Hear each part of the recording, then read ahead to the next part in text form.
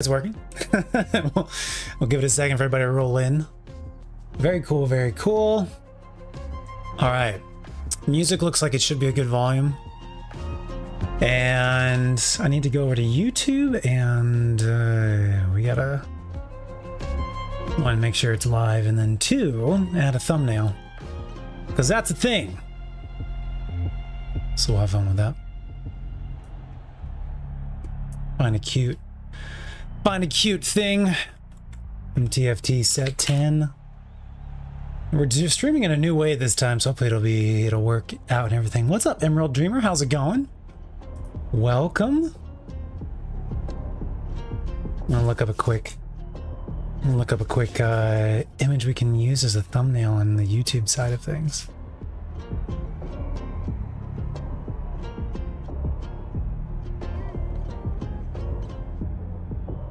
Come on in, everybody. Welcome.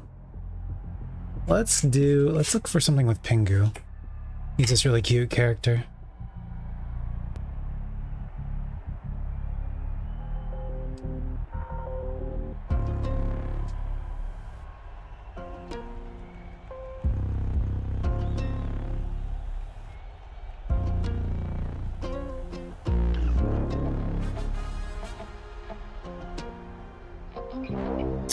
Okay, I think we found one.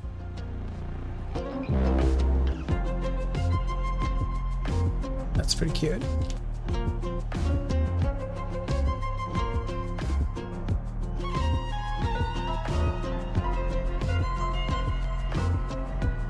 Yo, is that a... I think that's a resub. Hold on, let me get a screenshot of this real quick. There we go, now we can appreciate it. I'm gonna have to do something about these these resub songs. It's something I've been thinking about for a long time. I just have to figure out what to do. Let me just get this thumbnail uploaded on YouTube so we can be all set there. And I can chat with you guys. So much to say, so what's wrong with taking the back street? Come on, Firefox, don't crash on me. You'll never shine if you don't. Good job, thank you, Firefox. Hey now, you're an all-star.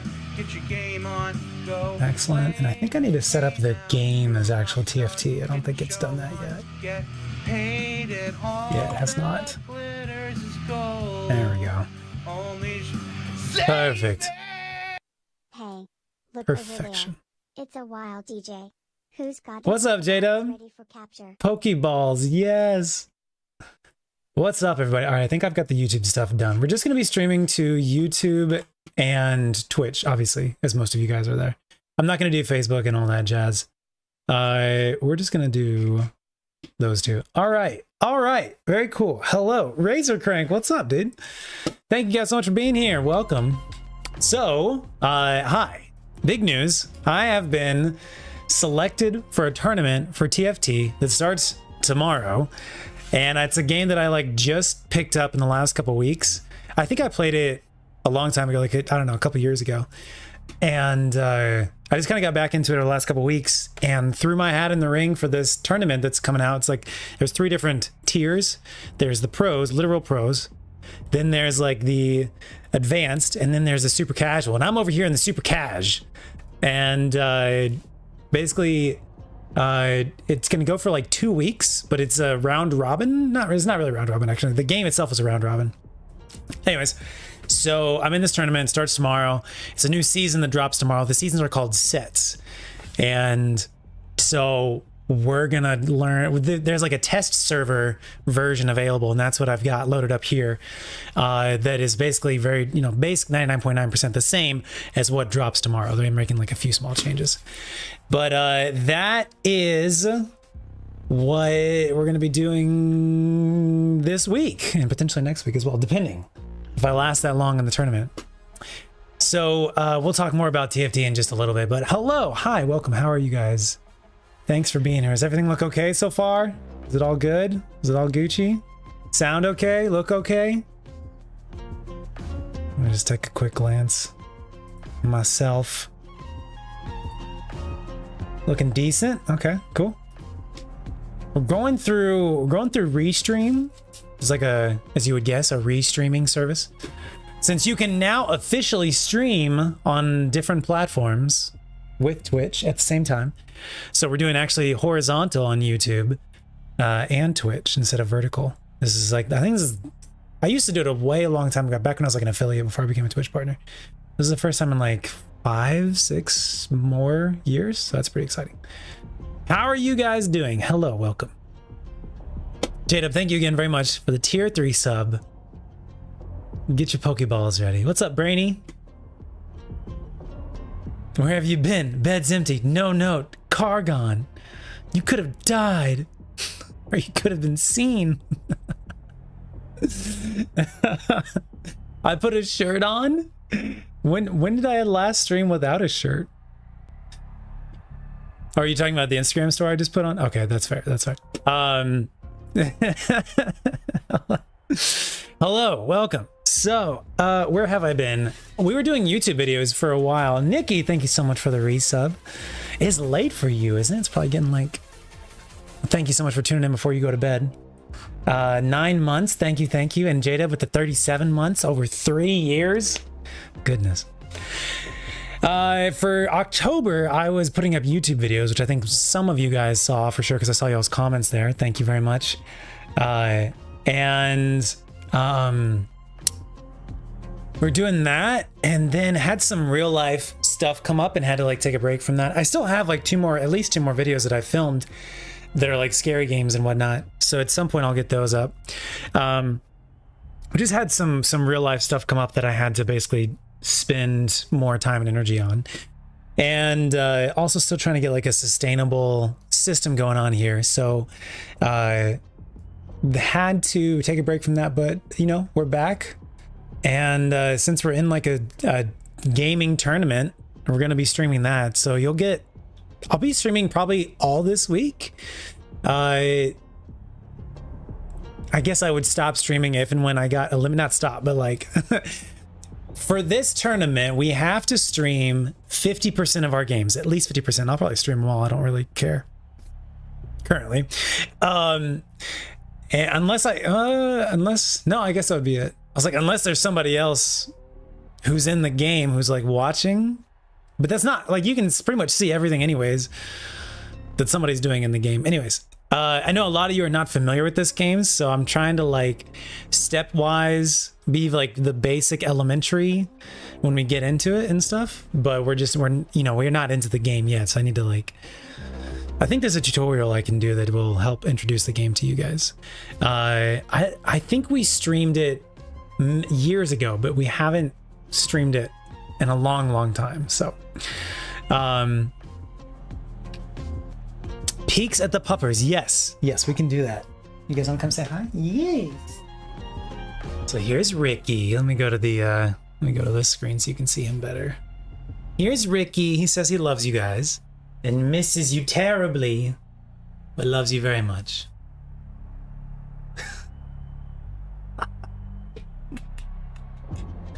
No news about them. Nothing crazy bad or crazy good has happened. So everything's pretty normal with them. Lucy injured her shoulder a little bit ago. I think that was like in August or September though. I think you guys saw that. I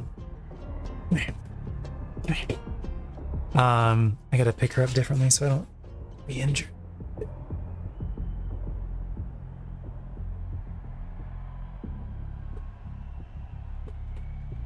Come here. There we go. Good girl.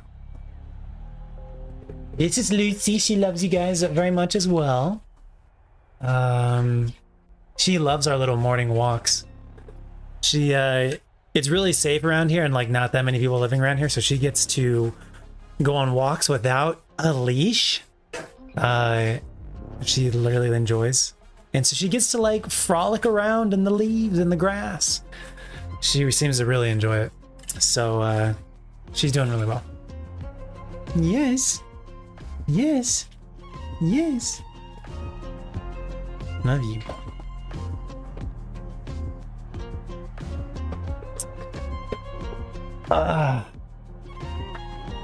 Oh, look, there's a new thing I need to like mute. Let me get that, and then we will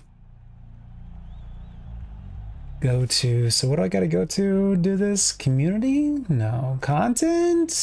No. Monetization? Definitely not. Settings. Moderation. Let's go there. What's up, Fangle? Welcome. Welcome. Blocked terms and phrases. Put whatever that was in there. Add. All right, cool. That problem is now fixed. Great. Okay, back to these. There we go. I look like a country boy. I literally wore this same outfit in LA when streaming. This is my Twitch hat. How do I look more country? I mean, maybe there's like a 5% accent increase.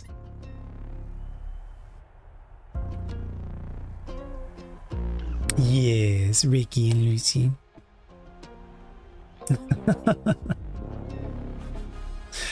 I'm just going to jump into it. Thank you all so much for being here. And if you're looking to pick up a new game, I would highly recommend it. It's very fun. It's kind of addicting. You can play it on mobile. It's on like the Apple Store and the Google Play Store. It's made by Riot, who makes League of Legends, which I'm sure you guys have heard of that before. And it's not like a quick reaction game. It's like it's a what is it? Auto chess battler or something like that. Bless you. And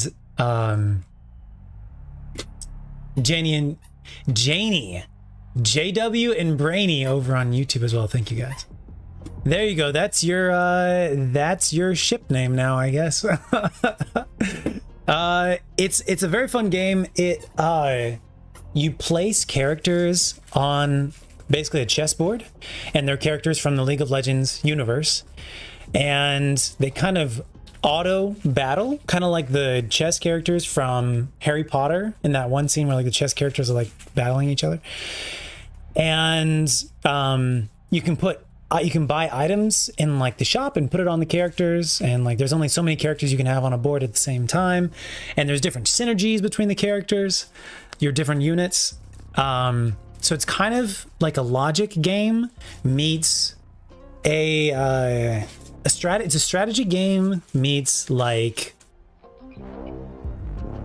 League of Legends. It's a strategy game version of League of Legends. I really enjoy it. Let's do the tutorial. If we can we do the tutorial? If I go to quick play, is there going to be options for modes? Just so you guys can like see the tutorial on like how to play. Training. Nope. That's going to be League of Legends proper. Okay, so I don't think I can do the tutorial on this, but I'll just do like a basic game. Is there? If I go back to like the normal version, we could probably do one there. Okay, so there is a new season. They call them sets. There's a new set dropping tomorrow, and it's all music based. So the different traits that the units have are all music, mostly genre based. So there's like an emo trait on some characters. There is a country trait on some of them. There is a what else? Jazz. I guess I could pull up a website that has all the different ones. And they synergize. So if you get like three different units that have the emo trait, then like they'll have a bonus, and that can help you win the battles. It's a lot of fun. I was playing the previous season, the previous set, so I'm like more familiar with that stuff. So let's jump in and see how it goes. But I have to like learn all about these new. They're changing everything. It's like completely new everything. So I figured before the set comes out tomorrow that we would jump in and like learn the stuff first. So there's like really cute chibi characters. So like this is Aatrox is actually like very intimidating and scary, but there was like a chibi version of him. That's him up there. Okay, the portals are new. So over here on the left side behind my head, which I guess I could hide myself. You can, so it tells you like little bonuses that you can vote on, and the way that you vote is by standing in the portal. Unit accelerator, your team gains bonus attack speed and movement speed. You can gain bonus gold when you build items, or the first augment offered this game will be gold tier, and that's the one, so it's like a random choice. It's basically voting. Random selected person, and whoever it was. So this is a character. This is Evelyn over here on the right side. Her traits are KDA, which is a band in the League of Legends universe, and Crowd Diver. And if you like hover over it, it'll tell you what it does. Or if you go over here to the left side, I'm gonna have to move my stuff. Oh, okay, hold on, let me fix this. Come back, come back, come back. Where'd you go? League of Legends, this one?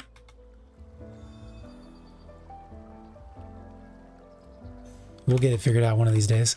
There we go. If I just go with that, I think it should work now. Okay. So it's currently on like full screen. Let me change this, take this off and do windowed. Yeah. Okay. There, that's better. We'll tighten it up later, but I got to be able to switch between screens and stuff. Let me move my face cam so you guys can see what is going on. Let's see, we're gonna move you and you. I'd probably just like turn you off actually. And then we're gonna move the webcam. Just move me down to like bottom left or something. There we go, much better.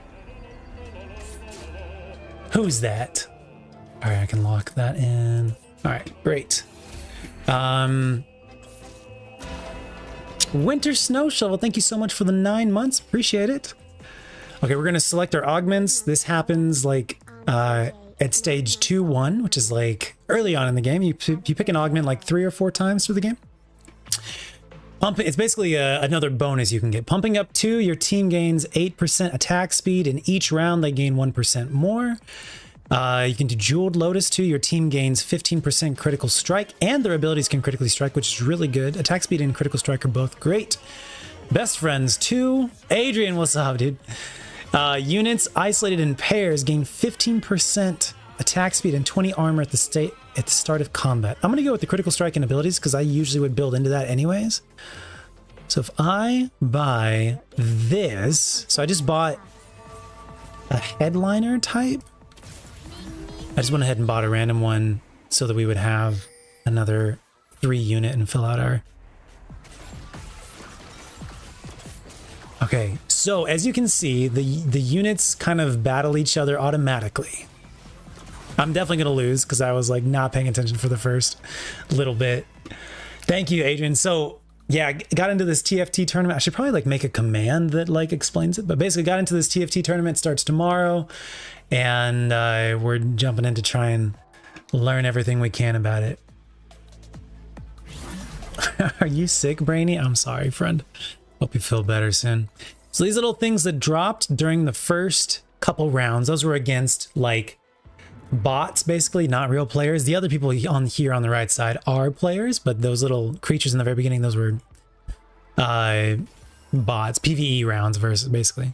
They drop little items. Those items can convert into characters, or they can convert into items that you can put on your characters over here. So right now I'm doing a terrible job, but basically what you would want to do is synergize the traits that you see over here on the left. And when you hover over it, it highlights the characters in play and on your bench, this is your bench down here, who have the trait that you're hovering over. So I hover over KDA, and I believe it was highlighting that one that just died. And then you've got Superfan. This is Annie. She is an emo. So if I highlight over that, we've got another emo down here at the bottom. This is a Mumu. I'm not super familiar with League of Legends characters. I would say like mediocre, moderately familiar. So if I mispronounce anything, please forgive me. So there's a bunch of music references. There's emo. KDA is a band. There's Punk Heartsteel is another band down here. So we've got 2 Aphelios. If we could get a third one, they combine and star up, which is a lot of fun to see happen. I'm doing so bad right now. That's okay. We're learning. Trying to explain and play and learn all at the same time is challenging. Edgelord is one of the traits. That's hilarious. Each of the characters also has an ability. They have an archetype and an ability. So their archetype, they've got traits, archetypes, and abilities. So for example, I've got a Mumu highlighted right here. Let's focus on our frontliner. A frontliner is this one that has like the sparkles around it. They're like stronger and they have one of their traits counts as 2. So right now I've got like 2 super fans basically. Once I get 3, they would synergize and have a bonus that pops up. So I'm just gonna kind of see if I can find any other super fans. Just looks like I cannot find any more. Let's grab this Garen. Sure, why not? So that's a carousel round. Carousel round. All right, sick. We got an extra Annie, and we got all the 3 different Annies to combine into one. So now she's leveled up, basically.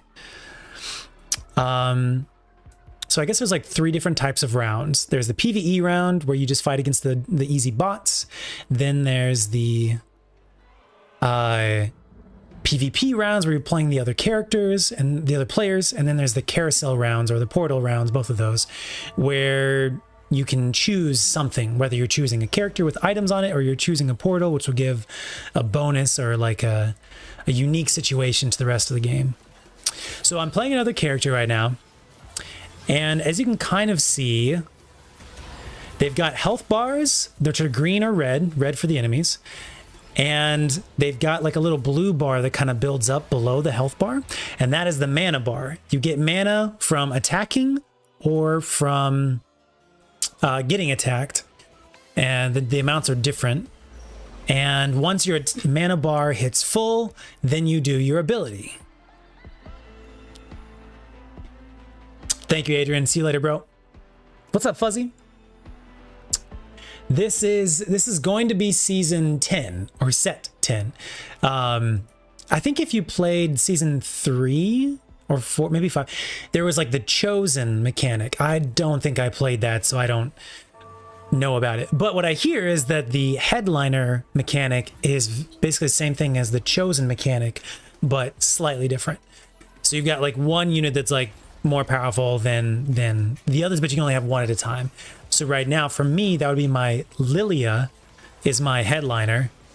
I could buy Tom Kench, but only if I sell, because this Tom Kench is a headliner as well.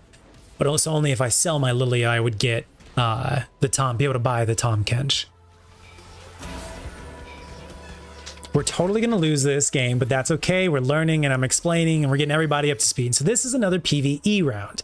These are little characters, little rock monsters that we can kill. So this little dude right here is my favorite, one of my favorite parts about the whole game. This is my little legend, I think they're called. My dude's he's a river sprite is what he's called. And so right now I'm clicking around the other characters, the other boards. You can buy, so this one up here, this is another little chibi for that character, that player's character, more or less. I love it. It's just okay. You can change that. It's like a cosmetic basically that you can change. Okay. Any other questions? I'm sorry you're sick, Brainy. What's up, Reality Gamer? And Amber, what's up? We're playing TFT. I got selected for a tournament for TFT I totally lost the PvE round. That is embarrassing. It's because my characters are so weak right now. Because I'm not like paying attention to them at all. Again, Winter Snow Shovel, thank you so much for the 9 months. I really appreciate it. Hero pool is shared with all players. Yes, indeed. That is called the bag. For those of you who are new to the game as well. So all the characters are shared in a common pool, basically. The community calls the bag. And from what I hear, the bag is much smaller for this upcoming set than it has been in past sets. Okay, we should actually like start trying to play. So you get the idea. You set the characters on the board. You try to level your characters up. You give your characters strong items over here. They can combine 2 items, combine into 1 item, one more powerful item. Once you add 2 items to a character, to a unit. And you want to try and get good synergy between the traits that you can kind of see here on the left side or on the right side when you click on a character. So this is another augment. An augment is just for you, but it applies to all your characters or for the rest of the game or whatever like that. You can get a static shiv. It'll now deal 40 to 125% more damage. Teaming up 2, gain 1 random support item and 2 random 4 cost champions. Last stand. I should find out if augment champions come from the bag or not. Last stand, the first time you'd be eliminated. Let's just go. I mean, we're going to be eliminated, so I guess that would probably be the real best one, but that's fine. All right, let me pull up my note sheet so I can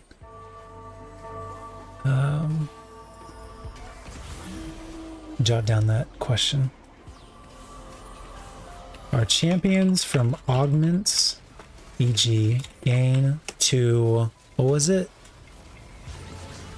Let's just say Heartsteel. Gain 2 Heartsteel units from the bag or bonus.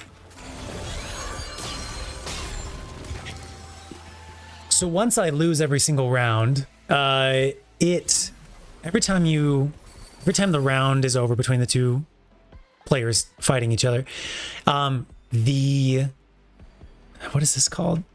The player takes damage based on how many units are still alive, basically, how many the winner still has alive, and what round it is, basically. So when it gets to be like later rounds, late game, you're going to take more and more damage if you lose, or whoever loses will take more and more damage.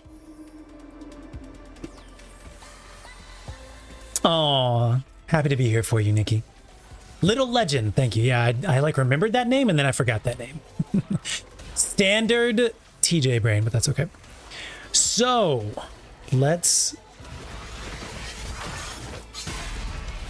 That little mechanic, that little action, that little cinematic that happens is called a boom. And you can buy like cosmetic booms in the store and stuff. So you'll see some really cool ones against the other players. Okay, what are we looking for? Basically, a Heartsteel, a KDA. We do have a Sentinel at least. A Heartsteel, a KDA, Superfan. A Heartsteel. There's a Heartsteel. A Yone. Yone? Yoni? How is that pronounced? Fuzzy, thank you for coming in. Are you in the tournament, Fuzzy?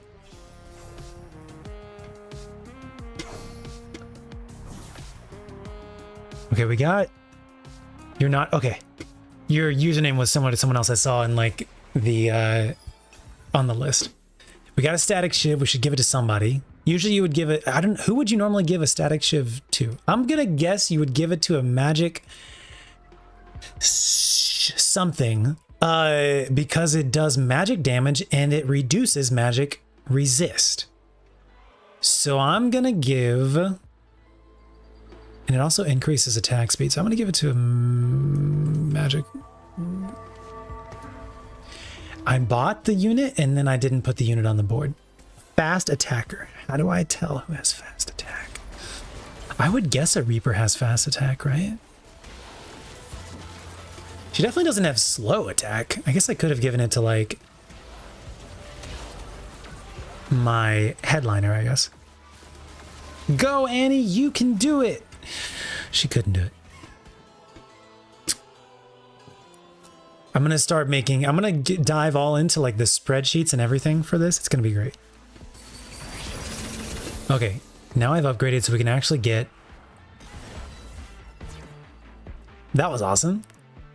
This music also, the music in the background changes based on what units and characters and synergies you have, which I think is pretty awesome. Click on, yeah, this, right. So yes, there, if you right click on a character, as Fuzzy is doing a great job explaining, if you right click on a character, over here on the bottom right, you can see their stats. I just don't know what is high versus low stat. This one is the attack speed, which to me looks extremely close to attack damage, and I often get them mixed up. This is ability power, which is really like magic power, basically. This is physical resist, this is magical resist, this is critical strike chance, and this is critical strike damage. I'm still learning how all these things interact with each other and exactly how they're calculated or how they apply into the calculations, but we're getting there. All right, we just got another, I just leveled up so I can put another character out there. If we could put another KDA, that'd be great. No, okay, if we could put another rapid fire. Yeah, looks like I could put a rapid fire out there.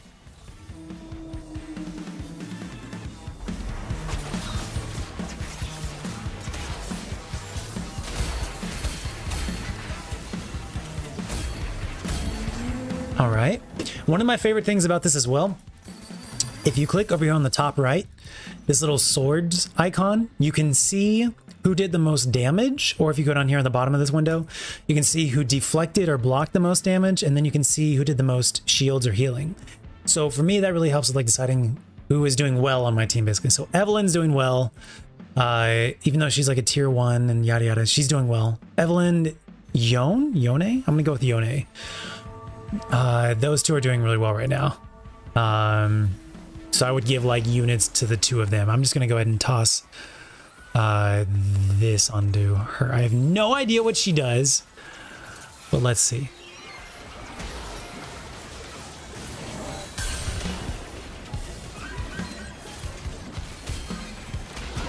Oh, she just leapt to the back line. That's fun.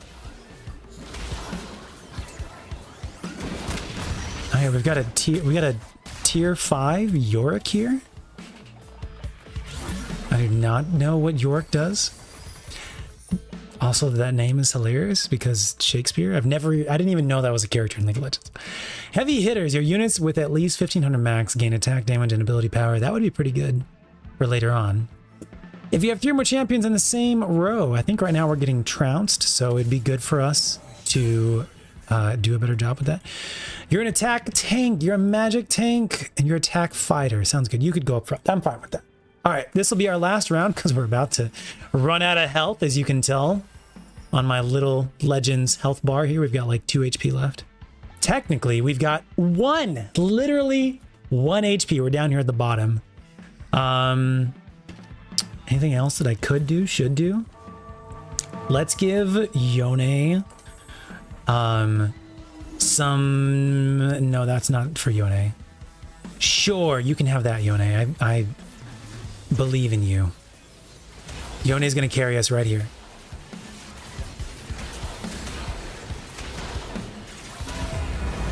So that was our first game.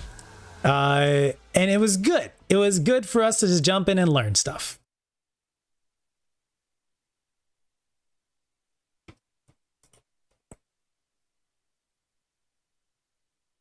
Okay, let's see what everyone else is doing. So this is like your post-game screen. Basically, you can see what else everyone else was playing and what level they were. You can also see this on the board at any time. The number 1 player, Nika, was going Pentakill Sentinel, 8-bit Edgelord, Heartsteel Edgelord, Pentakill Edgelord. So the Edgelords seem to be, for this particular character, for this particular player, Edgelord seem to be doing well. They're going to do a small change, like a small patch tomorrow when it goes live. But in general, they're going to keep pretty much everything else the same. So I'm going to start like a list of like, we'll call this PBE notes. Edgelord, question mark. And then who else was it? There's pentakill as well. Pentakill, 2 pentakills, 3 pentakills. Edgelord plus pentakill. Okay, so let's get, now we're gonna go, I'm gonna go look at like what the different units and traits and all that are about. Let's see. Let's go to the TFT. I need like a, what is it? TFT, what is the website? metatft.com. If you guys know of any other ones, let me know. Very isky to go full 1 synergy. Is it? Oh, especially because the bag is small. I was always, so please explain more so I can understand better.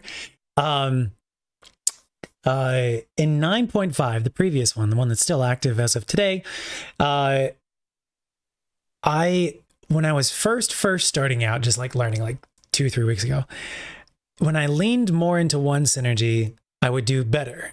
And then after I got the hang of it, if I leaned so like in the last week or two, well, week to 10 days, when I leaned more into 1 synergy, I did worse. and then in the last like 5 days, I stopped leaning into just 1 synergy and kind of like would do like it's called like a vertical synergy, I think. So like how do I want to say this? In the current one, you would be like all Ionia and then all Vanquishers. So like a horizontal and a vertical trait, as far as I understand it.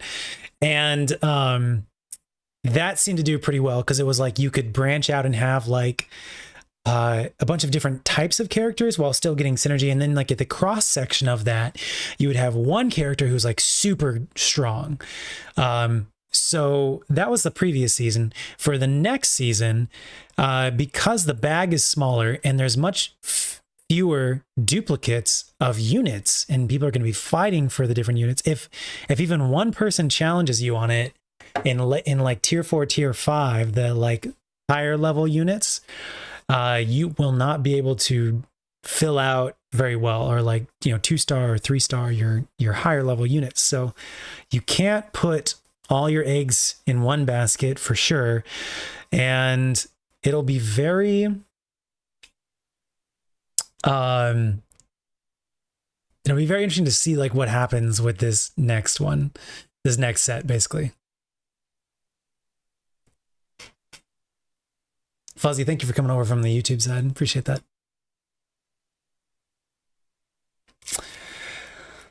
All right, let's see. Hello. Is there going to be some new arenas in shop when set 10 starts? I believe so. I think I've seen that there's 2 new arenas and 2 new booms. Are the current available arenas disappear? I don't know. Good question. If anyone knows the answer to that, please let us know in chat. That's a good question. I guess I could maybe look at, because this is the PBE. So if I just like go to the shop on here, do we think it'll have the stuff? I'm in PBE. You can't take a look at this stuff. Rip. But yeah, I do believe, I think I saw it on Twitter or something, that they have new arenas coming. I think I'm gonna buy the battle pass. There's a battle pass for this. I think I'm gonna buy it, and we'll see how far I can get on it. Let's see. Did the alert come up? I don't know if the alert came up or not. Well, it should. It was in the top right if it did. Okay. Ooh, and what was that? Thank you so much for the follow. Appreciate that. Stick around for 2 or so sets. Okay. Okay. Let's see.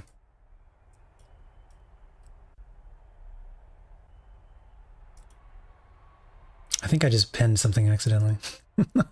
Sorry, Fuzzy. Good. Awesome. Thank you, Fingal.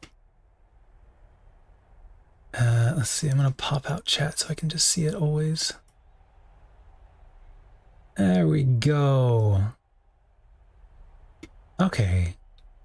For folks who like haven't played TFT very much, am I making sense so far? Am I going too quickly? I guess a lot of it will be just like you'll catch it on as we like play it, but let me know. No, I wasn't trying to rub it in. I'm sorry. No. Is that the message that I've pinned? I just clicked back on chat and it's like a one-click pin this message. You don't even have to confirm it. It's just like, boom, we're going. No. Okay. What did I want to look at? I wanted to learn about the synergies. All right, we've got comps, we've got modes, we've got augments, items, units, traits. That's the word I'm looking for. Traits. Can I see tier 10 traits? Let's see. Units, augments, traits. Let's pull this up. Patch 13.22. I would love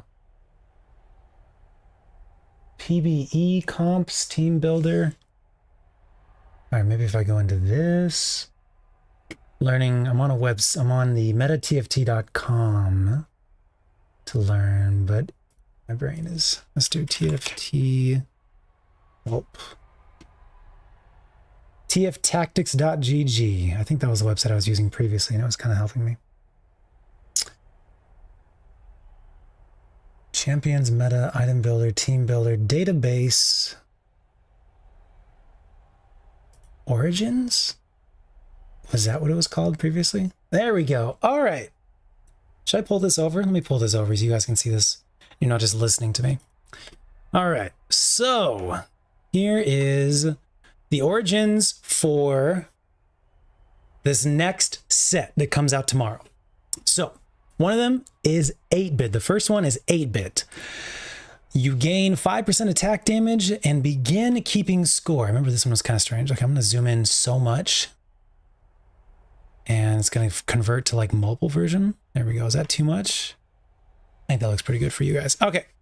Gain 5% attack damage and begin keeping score. When your team deals damage, your score goes up. For every high score you've beaten, as in the amount of damage that your team does in a round, that's a high score basically. Every time you beat your own high score, 8-bit champions gain more attack damage. So if you have two units with the 8-bit, oh, it disappeared. The like little, okay, well that's not good. So let me zoom out a little bit so that this will come back. See how it doesn't say 8-bit here right now? I'm gonna keep zooming out until there we go. All right, now you can see it. All right, 8-bit. So every time you beat your own high score of damage per round, you will then gain a bonus 1.75%, 3%, or 5%. There's a total of 4 units that have this. But if you get 6 traits or 6 units with this trait, I'll explain that in a second. If you get 6 of them, you can get this higher level one, and you unlock a grand prize upon reaching the top high score. Or is that different? Or is it maybe the high score? Is maybe the high score set by the game instead of set by you? I don't know. We'll have to see. Let's try it out. I should probably, okay, I'm going to make a spreadsheet. Spreadsheet is happening. It's happening. I'm going to make a spreadsheet for TFT, and we're going to do test runs. Okay. Let's call this like notes. TFT tournament notes, set 10. Okay. Test each trait origin. Okay, so we're gonna do 8-bit. A bonus attack damage for beating high scores. Who sets the high score? Me or game? Good question. Okay.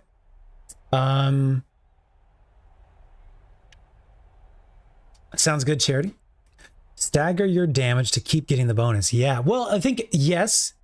Same idea came in through my head. But at the same time, as you continue playing, you will star up a character, right? And that's going to add more damage. And now, if you want to min-max, of course, but just playing the game regularly, you're going to star up a character, you're going to open up a new slot and add another character. You're going to add items as you get them. So it kind of makes sense that like naturally as you play, you'll naturally be adding more damage.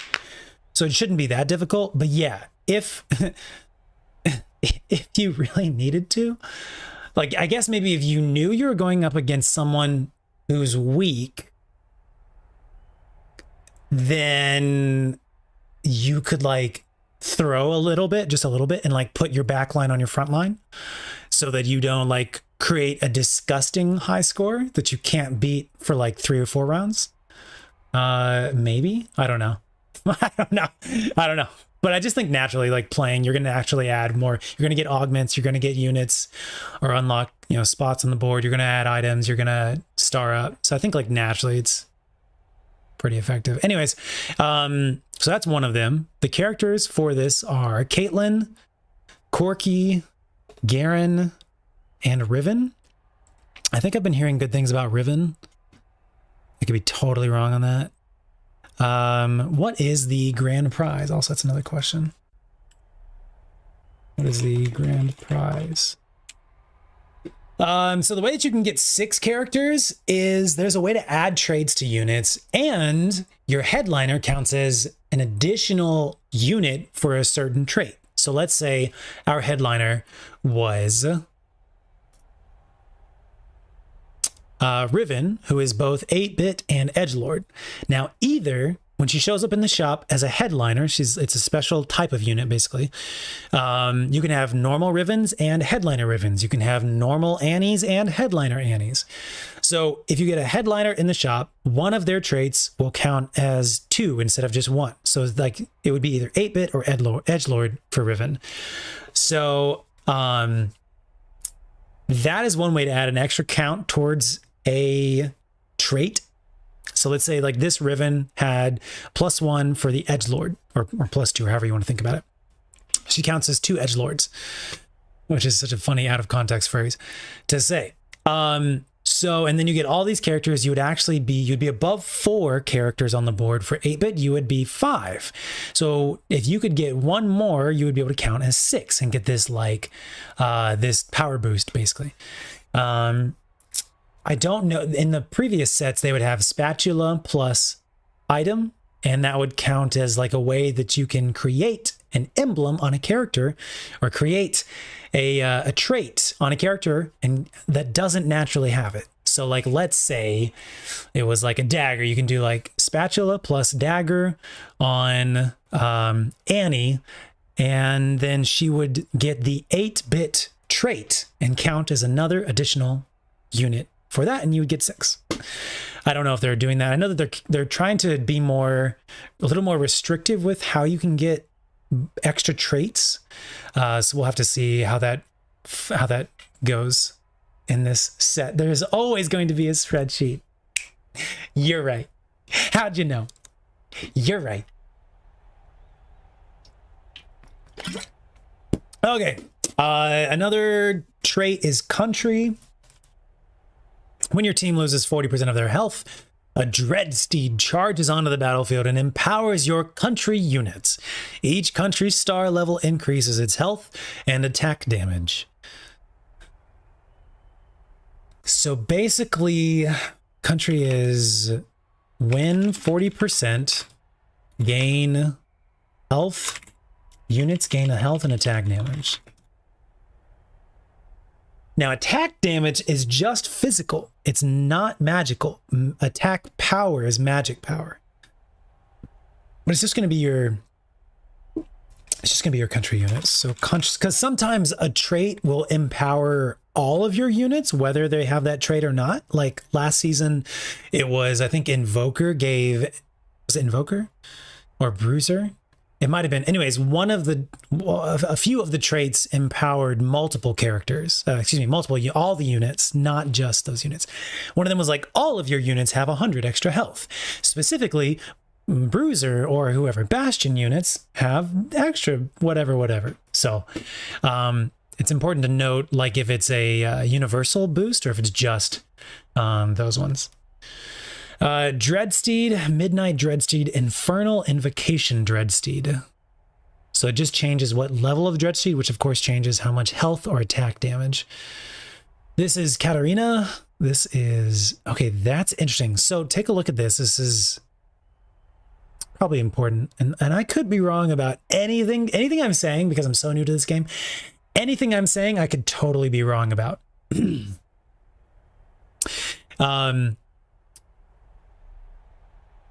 So Katarina, those items right there, and maybe they're changing her for this version. Let me flip over to the game and just there's a planner. Here's our team planner down here.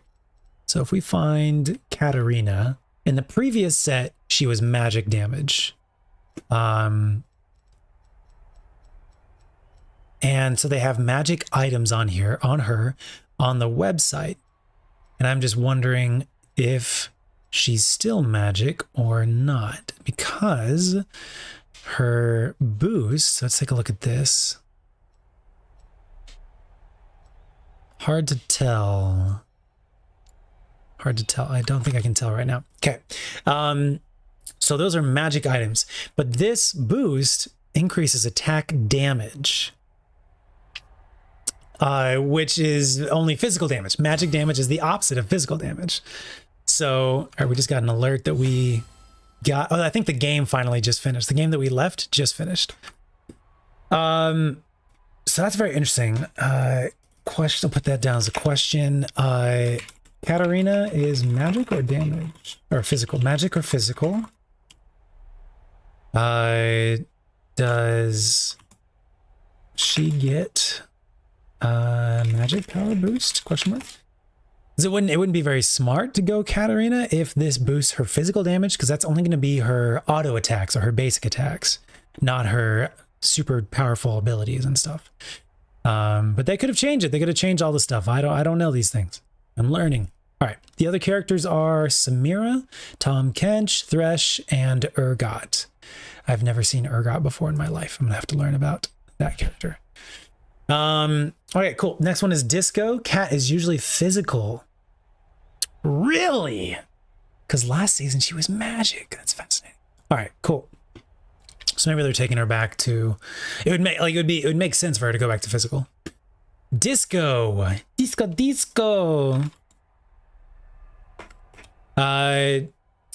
Gain a placeable disco ball, kind of like Void from the past season. On combat start, champions next to it gain a stacking attack speed and are healed for a percentage of their max health every 3 seconds. And that might actually be pretty good for tanks. If you put this next to a tank, no barks. No barks. I don't even know if Ricky just barked. I don't know if you heard that. I'm just like, you chat's like, why are you yelling at us? You put that next to a tank on the front line and you just like go super lean into their max health and defense. And then they would get bonuses for attack speed anyways and heal up a bunch. Okay. Placeable disco ball gives attack speed plus healing every 3 seconds. Just heals. Don't confuse that. Cool.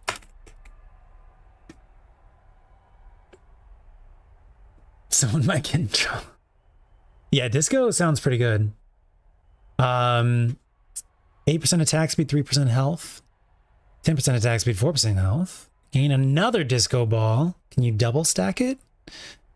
18% attack speed. Can you like put it right next to each other so that other surrounding units get double?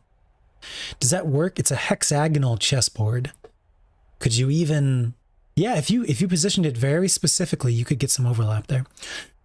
5% health, 30% attack speed, 7% health. But oh, this is all single digit stacking. 3, 4, 5, 6. Interesting. Blitzcrank. That is so cute. Is that the in-game Blitzcrank? I thought in-game Blitzcrank was like a robot or something. That's so cute. Gragas, Nami, Tarek, and Twisted Fate. Oh my god. Yeah, he looks like Shaggy. He looks like an anime version of Shaggy, like a Sailor Moon version of Shaggy. That's hilarious. And he's also like tier 4. He's very high tier 4. Blitzcrank in his damn grabby hand. So I have a confession. The way that I know most of the League characters is through Legends of Runeterra. It's not through League of Legends itself. I played Defense of the Ancients, Dota, when it was still a Warcraft 3 custom mod game. I played that for like many years, especially during my formative, like high school, teenage gaming years. I never really got into, I played a little bit of League like 10 years ago, and I played a micro, like less than 3 hours of Dota or Dota 2, I guess it's called now, I think. But the way that I know most of the characters in the League universe is through Legends of Runeterra and TFT, and not through League. So I don't know any of the League abilities. I mean, I know very, very minute number of them, but that sounds like what Blitzcrank's hand does in there. And also, it's really funny seeing like the characters that they carried over from the original Dota, custom mod Dota, which are like characters carried over from Warcraft 3. It's so like Ashe is just almost a straight copy of a Warcraft 3 character. Damn, you're strong. Strong, Fuzzy. You got that APM, it sounds like. Actions per minute. Cool. Disco sounds good. Sounds good, especially for late game, like you were saying. Blitzcrank looks like a tank. Gragas looks like a tank. Nami looks like a more of a magic ADC. Tarek is definitely a tank, or was. Tarek was a tank previously. And Twisted Fate was a magic caster. I can't remember if he was a magic caster or a magic carry. Very cool. Strong for tanks, it looks like. And Reapers too, I guess. Characters that would be like attacking the back line. Yeah, for tanks or Reapers. Reapers, I think, is what they call like jungle. So like assassins and stuff like that. I also come from Smite, so a lot of my terminology is like the Smite version of the MOBA genre. Smite would be my equivalent. Vanessa Windrunner. Varessa? Yeah. It's a long time ago. That was 10, 15, 20 years ago. I don't remember. It's weird that I can say something was 20 years ago. I'm not really comfortable with the fact that I can say that now. I'm trying to get more used to it. Strong for tanks or Reapers. Yeah. Add like vampire. Okay. I don't like it either, says Angel Besitos. All right, EDM. Isn't this great, just having all the music genres? It's like something that like people who don't play League of Legends or TFT, things that they can like latch onto a little bit and be like, oh, I know what EDM is. I know what country music is. I know what emo music is. I don't necessarily know what these other things are, but I do know those things. I think it's a cool way to kind of maybe introduce and get more players into the game. So much fun being in our 30s. Use the EDM selector to sample a champion. Periodically, EDM champions transform into the sampled champion, sampling their attack damage and ability power, and casting their ability. So we don't know who the champion is. Is it an EDM champion or is it a different champion? It's probably a tile on the ground, and you place a unit in that tile, and that becomes the champion that will be sampled during the match. Periodically, the other EDM champion, whether, I don't know if, and maybe I'm wrong, but that's probably what it is. Periodically, the EDM champions transform into the sample champion, sampling their attack, damage, and power, so physical damage and magic damage, and casting their ability. Interesting. Okay, that'll be interesting to see how that plays out. The units are Jax, Lux, Zac, and Zed. 75% stats, casts 1 second more frequently. 90% stats, casts 2 seconds more frequently. 100% stats. So it's a countdown. Let's say it's like a 10-second countdown. Say it's a 10 seconds countdown on 3 of them. Then it goes on to 9 seconds. Then it goes to every 8 seconds, basically, more or less. 90% stats, 100% stats. And sampling, does that mean they're adding on to their stuff or what? That's interesting. So I guess what you could do, theoretically, maybe, you don't have to give these characters items. You might lean more into giving items to the sampled champion so that then these other characters can just pull from that other, where you're like stacking the stats, basically. They can just pull from that pool, more or less. Maybe. I could be totally wrong.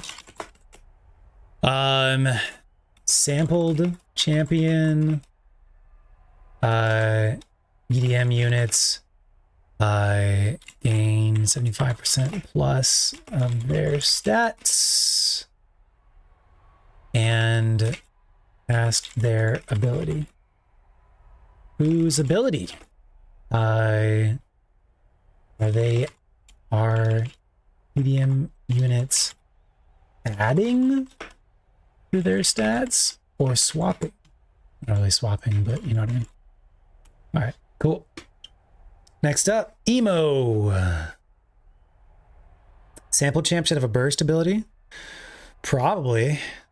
It's a good idea. Basically, whoever has like, the better ability out of the whole team, I would say.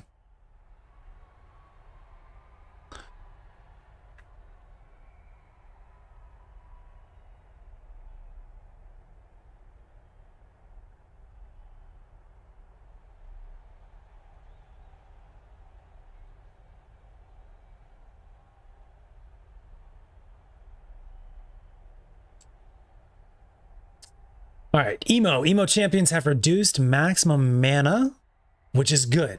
I know it's reduced sounds bad, but it's actually you're filling up your bar with mana. And so if normally you have to reach 50 mana to cast an ability, if you only have to reach 40 mana, then that means you're casting it more often, etc. So reduced maximum mana is a good phrase. That's what you want. Whenever an ally dies, Emo champions gain mana. That's so funny. Emo, sad, someone dies, your ally dies, and like the emos are like charged up by their loss. So funny. Minus 20% mana. So minus 20% mana. This would synergize pretty well with like a unit, an item that's called blue buff, where it reduces your maximum mana as well. The question would be, does blue buff happen first or does Emo champions happen first? Because you want to do minus 20%, since it's a percent, you want that coming down first. It's like, from 100 down, 20% would be down to 80, and then blue buff would be down to like 70, whatever. Plus 10 gained. Every time my ally dies, I gain 10 mana immediately. A one-time little buff, you gain 10 mana every time an ally dies. Amumu, Annie, Poppy, and Vex. Got it. As an emo kid. Blue buff gives you flat mana and not reduces mana. I think last set it actually did reduce your max mana. I could be wrong, but I'm pretty sure that's what it did. Blue buff. Yeah, in last season, max mana reduced by 10, and if the holder gets a takedown within 3 seconds of casting, gain 10 mana. So it's very similar to this emo. Similar is if the holder gets a takedown or a kill, then you get 10 mana. And on the emo side, it's if your ally dies, you get 10 or 30 mana or whatever. Yeah, they might have nerfed it. Okay.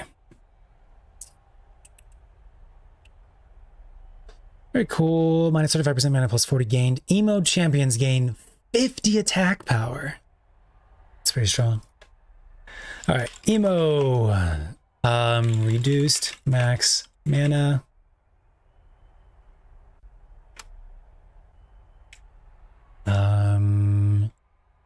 Whenever ally death equals mana gain. Max equals emo champs plus 50 AP. Okay. Any questions I wanted to write down?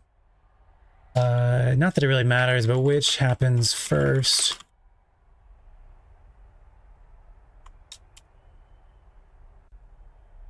Blue buff flat reduction or emo percent reduction? Not a big deal. Okay, next. Heart Steal. Okay. Earn hearts by killing enemies. Gain even more by losing player combat. Every 4 player combats convert hearts into powerful rewards. Earn hearts by killing enemies. Gain even more by losing player combat. Heartsteel is a new band in the League of Legends universe, by the way, if you want to check out their music. I'll probably have it playing at some point during this week.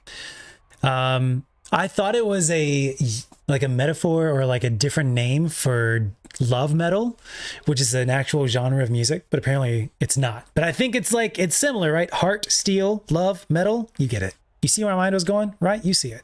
You see it, right? Okay. Gain even more hearts by losing player combat. Every 4 player combats convert hearts into powerful rewards. That sounds pretty good.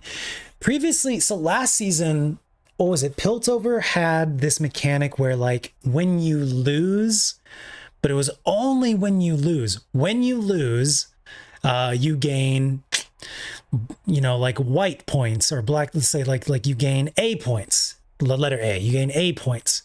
And then when you win, it'll convert all your A points into B points. And the B points is what gives you bonuses. But therefore, it was only relevant if you lost. If you were just winning straight out of the gate and just kept winning, you would never gain any buff from the Piltover traits or trait. And I tried using it multiple times and I was like, this doesn't make sense. Like, it's not helping me snowball. It's not helping me get stronger and win fights. It's only helping me if and when I lose. So it was very frustrating. But this sounds better. Earn hearts by killing enemies. You can kill the PvE enemies. You can kill the PvP enemies. And then you can gain more if you lose, but every 4 combats and every 4 combats. So you don't have to win to convert it. Because if you kept losing and then not winning, it would never convert on the Piltover one. So I think this is better. Every 4 player combats convert hearts into powerful rewards. This sounds pretty good. Or it sounds better than Piltover.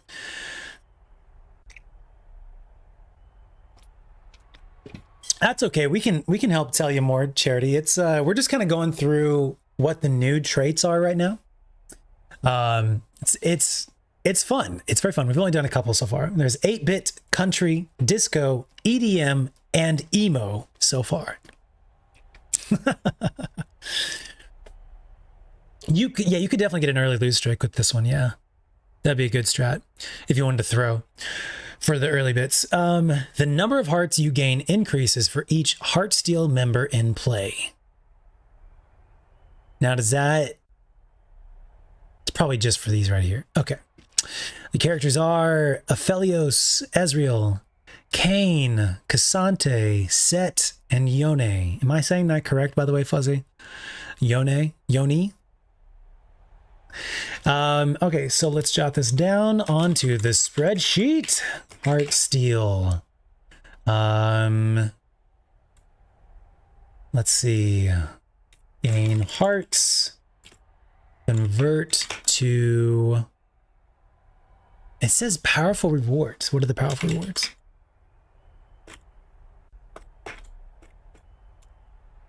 It's interesting that they don't give it to you. They don't tell you what it is. Number of hearts you gain increases for each Heartsteel member in play. 10x on the number of hearts. Okay, what are the powerful rewards? Yeah, Steve Aoki. Yeah. Did you watch the music video? It's a really good music video. If you guys haven't watched it, go to my Twitter. One of my tweets from earlier today. I think I retweeted it or tweeted it out. It's really, really good music video. Very fun. So that's Heartsteel. Let's see, look at Hyper Pop. Grant mana and 4 seconds of attack speed to their 2 closest allies after casting. 3 mana and 10% attack speed. 5 mana, 8 mana. Okay. It is Lulu and Ziggs. Grant mana. It's a pretty simple one, it seems like. Hyper Pop.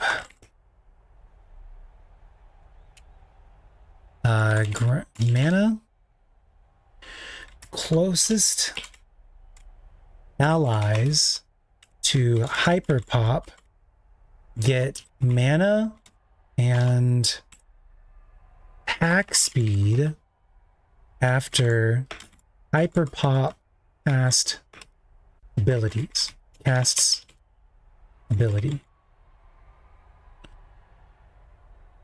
Okay, so the Hyper Pop, you'd want to feed the Hyper Pop mana stuff, right? Like blue buff, for example. Or attack speed. Attack speed will also help you cast faster, because so the way that you gain mana is you get 10 mana for every basic attack, or I think they're called auto attacks. Every auto attack. So the faster you attack, the faster you're going to gain mana. So you'd want to feed the Hyper Pops to go attack faster or to have, and then by them attacking faster and casting their ability, they're going to cause your allies to attack faster. 10%, 20%, 40%, and they're going to gain mana. So they're going to get to do their abilities faster. Feed Hyper Pop attack speed items. Attack speed and mana items. To what do we want to call that? Waterfall to allies, surrounding allies.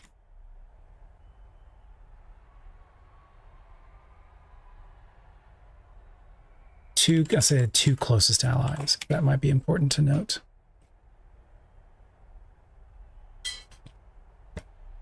Soul, what's up? Thank you. Thank you very much. Appreciate that. Thanks for coming by. This is the quietest it's been at work since the strike ended. What? Which strike? The SAG strike? Oh, because... Oh, that's right. That's right. That makes sense. Yone. Okay. Yone. Thank you for the follow as well. Appreciate that. Thank you. Thank you. Yeah, that music video with Steve Aoki, he's first of all, he's like so much fun. I think he's like a very fun personality, but two, he's very good at making good music. Okay, feed the Hyper Pops, attack speed and mana stuff. Ill beats just one character. So usually, if you see the different colored borders going on, the tier 1 is a gray border, so you can see the 1 cost. See the like. I can't move my mouse, but if you see the word Heartsteel on the bubble that appears, this pop-up, Heartsteel, to the right of that is a little 2 coin and a 1 symbol. That means they're 1 cost. They're the lowest cost.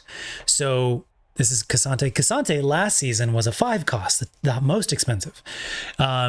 So if you look at this picture right here, it has a gray border.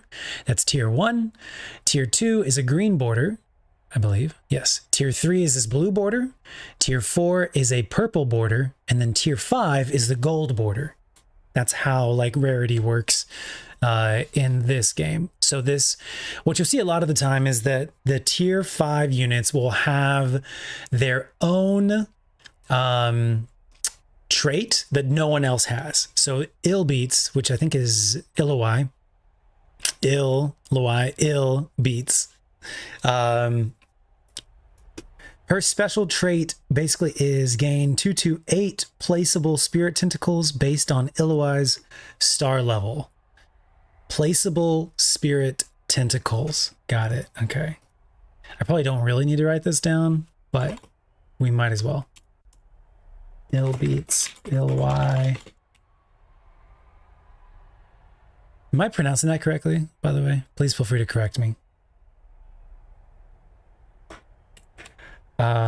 Placeable spirit tentacles. Cool. Illowy. Thank you. I've said it wrong for weeks in my head now. Illowy. Ill beats Illowy. Thank you. Or is it Illawi? Illawi.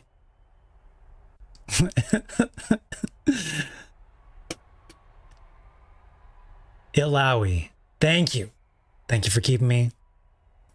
I'm gonna write that down in my notes. Illawi.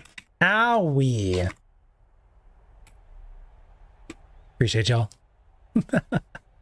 Jazz, your team gains bonus health and deals bonus damage for each active non-unique trait.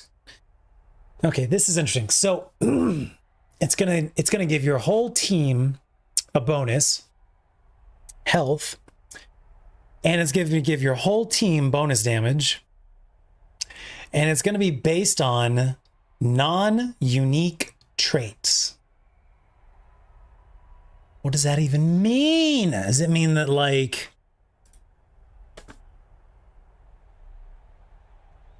if I have a completed, if I have a synergized trait, like 3 emos, does it negate that, or does it count as just 1 emo? Like no matter how many emos you have, it just counts as 1. No, it says each active non-unique trait. I'm doing it the opposite. Non-unique trait. It's probably how many activated traits you have. A unique trait. I don't know, dude. Bonus health. Whole team, by the way. Whole team bonus health and damage for each non-unique trait. What does this mean? Non-tier 5 traits. Non-tier 5 traits? Active? Does it say active? It says active. Okay, so active must be... Okay, cool.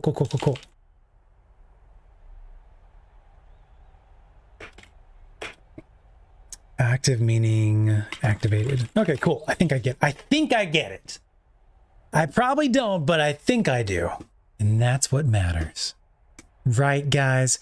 So this is going to be Bard, who is like my favorite Legends of Runeterra character. Lucian and Misfortune. I'm going to take a quick bio real quick. Let me set you guys up with some background music. I gotta go respond to a message. Let's go to quick play. No, let's go to TFT Remix Rumble. So at least give you some music in the background. All right, I'll be right back. Here's KDA, which is also another band that's within the universe. If you've never checked out their stuff, I'm sure you've heard their music, but just in case you haven't, check it out. BRB, what is up, Mark? I'll be right back.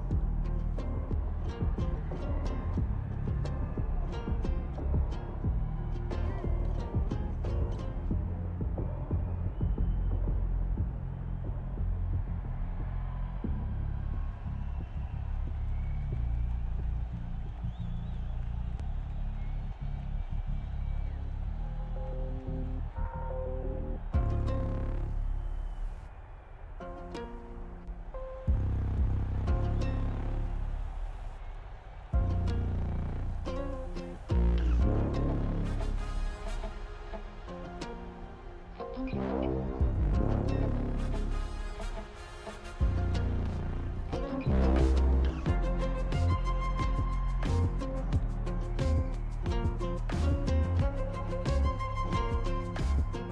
right. What's up? What's up, Blah Wolf? Welcome. How are you? I admit, I confess, I have not had a chance to read your post in the Discord about how Blah Wolf was almost no more. If you don't want to put it in chat, I understand. It's okay. I will get to it eventually. I've just had a lot of, prior to this weekend, this past weekend, I had a lot of IRL stuff going on for the last couple weeks. So I apologize, but I hope you are doing well. I'm glad you are still with us. And thank you for dropping by the stream. We are currently going through the different traits, the different synergies that these characters have in the game TFT, which is a strategy game made by the League of Legends developer Riot Games, and I highly recommend downloading it. You can play on mobile, you can play, is it on console? I don't think it's on, is it on console?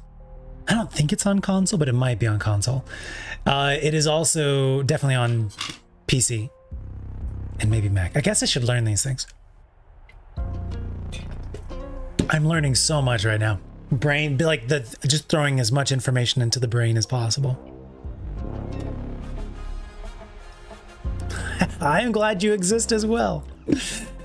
KDA, which is a really good band in the League of Legends universe. All units that start combat in the lighted hexes gain max health, ability power, and attack damage. KDA champions go all out, which I think might be one of the names of their songs, which doubles these bonuses.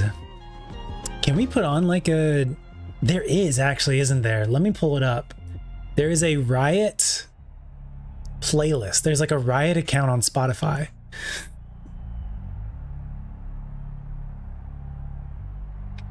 Yeah, let's pull that up while we're just like chilling. Riot Games, League of Legends. What do we want to call it? League of Legends. Then they should have like a playlist or something like that. Remix Rumble already has a let's listen to this Remix Rumble.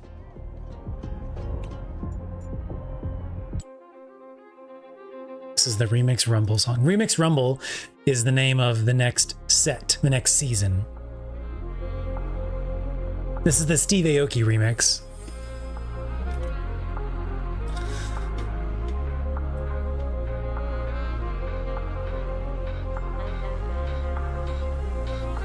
All right, let me jot this down.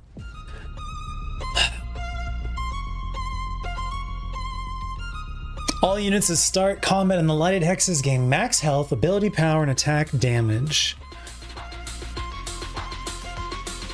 KDA champions go all out, which doubles these bonuses. Okay. I mean, plus 80 is huge, but that would take a lot to kind of have to get to that. All right, this is KDA. Did we write Jazz down? We wrote Jazz down. KDA. Lighted hexes equal plus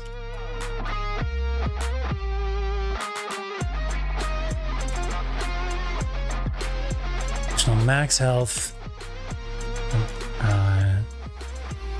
damage. Let's just do damage, it's fine.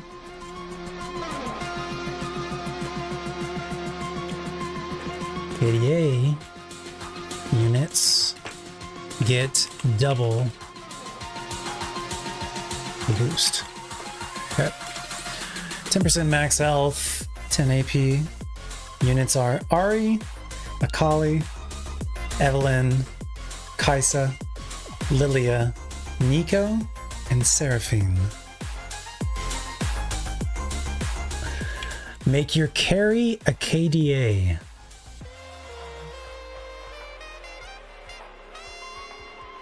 Okay.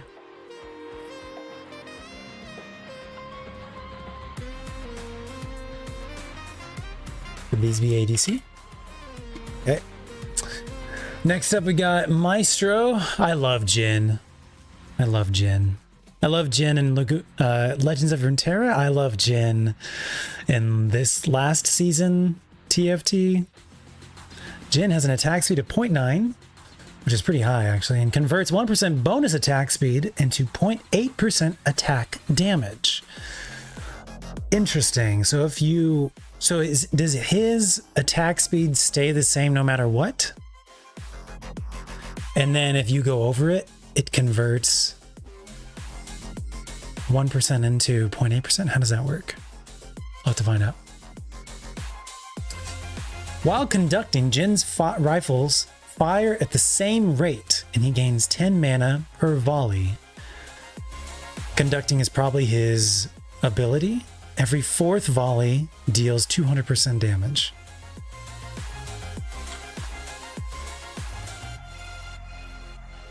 Or maybe it's his basic attacks or his auto attacks. Interesting. Okay. Maestro. Jin. Attack speed of 0.9.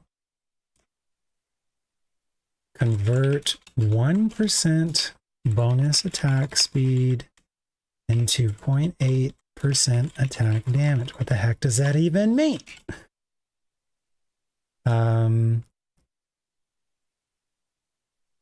The rifles fire at the same rate.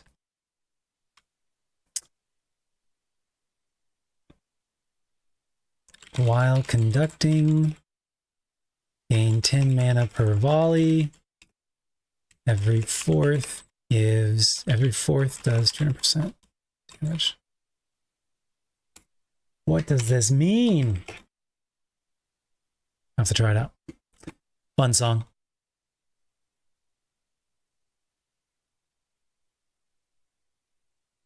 League of Legends. I have like an artist playlist. There we go.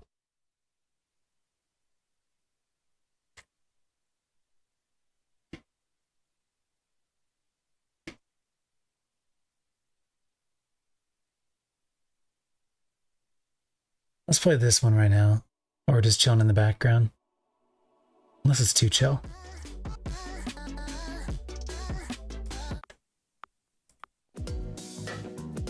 That's good. Okay, this is the Sessions album that League of Legends released. It's all like chill beats.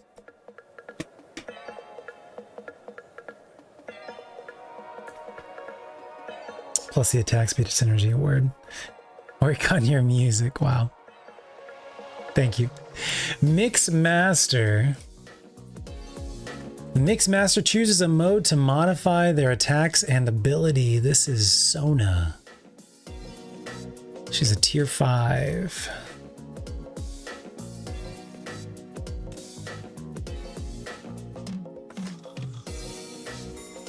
Mix Master chooses a mode to modify their attacks and ability. What does this mean? Okay. Next up, Pentakill, which is another band in the League of Legends universe. Pentakill champs deal more damage and take 20% reduced damage. Each time you kill an enemy, a Pentakill champion becomes empowered and increases their bonus by 50%. Sounds pretty good. After 5 kills, all of your Pentakill champs are empowered and your entire team gains 66% attack speed for the rest of combat. After you get 5 kills, Pentakill. All of them are empowered and your entire team gains 66% attack speed. That's cool. So this would work pretty well for late game then, right? Early game, you wouldn't be able to get 5 kills. So once everyone else is up to like having, or most people, is up to having 5 units, Pentakill really comes online. Mid to late game.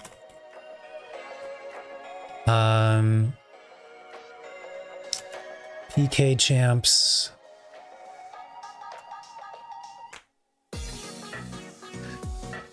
Deal more damage and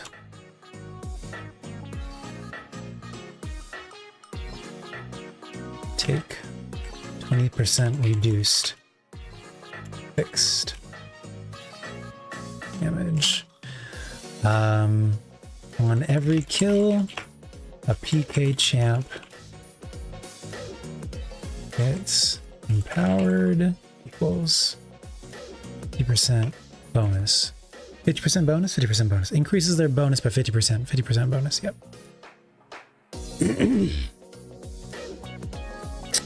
After 5 kills, all team gets 66% attack speed. And all PK champs empowered. Okay. So more damage. Here's your set bonus damage. Okay, got it. It's a lot. Pentakill gets a lot. I wonder if Riot is like making their bands traits a slightly more OP than the others, like KDA's stuff, Pentakill's stuff, etc. I wonder if they're kind of sneakily doing that to give you like a more positive connection with those things in the game. All right, this is Gnar, Karthus, Kael, Mordekaiser, Olaf, Diego, and Yorick. Okay. Maestro and Pentakill. Yeah, definitely. Definitely. Let's jot that down. Synergies.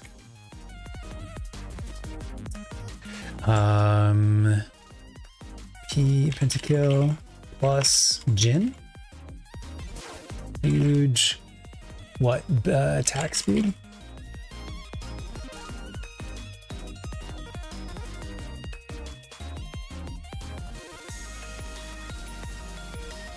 Needs to get 5 kills. Okay. Next up is Punk. Gain bonus health and attack damage. This bonus is increased by 1% each time you spend gold on a shop refresh. After Punk's fight in combat, so this says gain bonus health and attack damage. Is this just Punk's or is this the whole team? Bonus health and attack damage for whole team. Punks. Also, I guess attack damage means it's probably just the punks because they're probably going to be physical. Looks like it. I would bet it's just punks. Therefore, if you get a punk emblem, you want to put that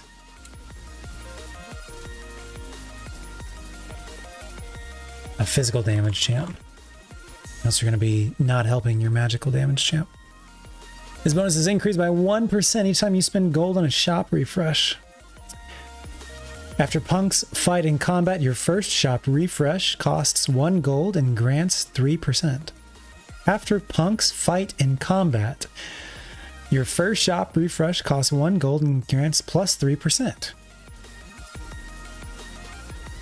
So that's interesting. I have to think about that. It doesn't seem all that great, but I guess if you're rolling deep and doing lots of shop refreshes to try and... I guess it could scale up for late game. This bonus is increased by 1%. Is that 18% up to 19%? Or is that 18.18%?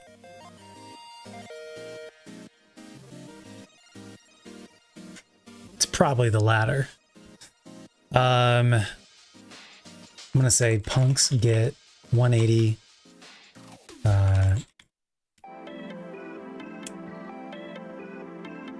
Bonus health and damage increased every shop refresh. Okay.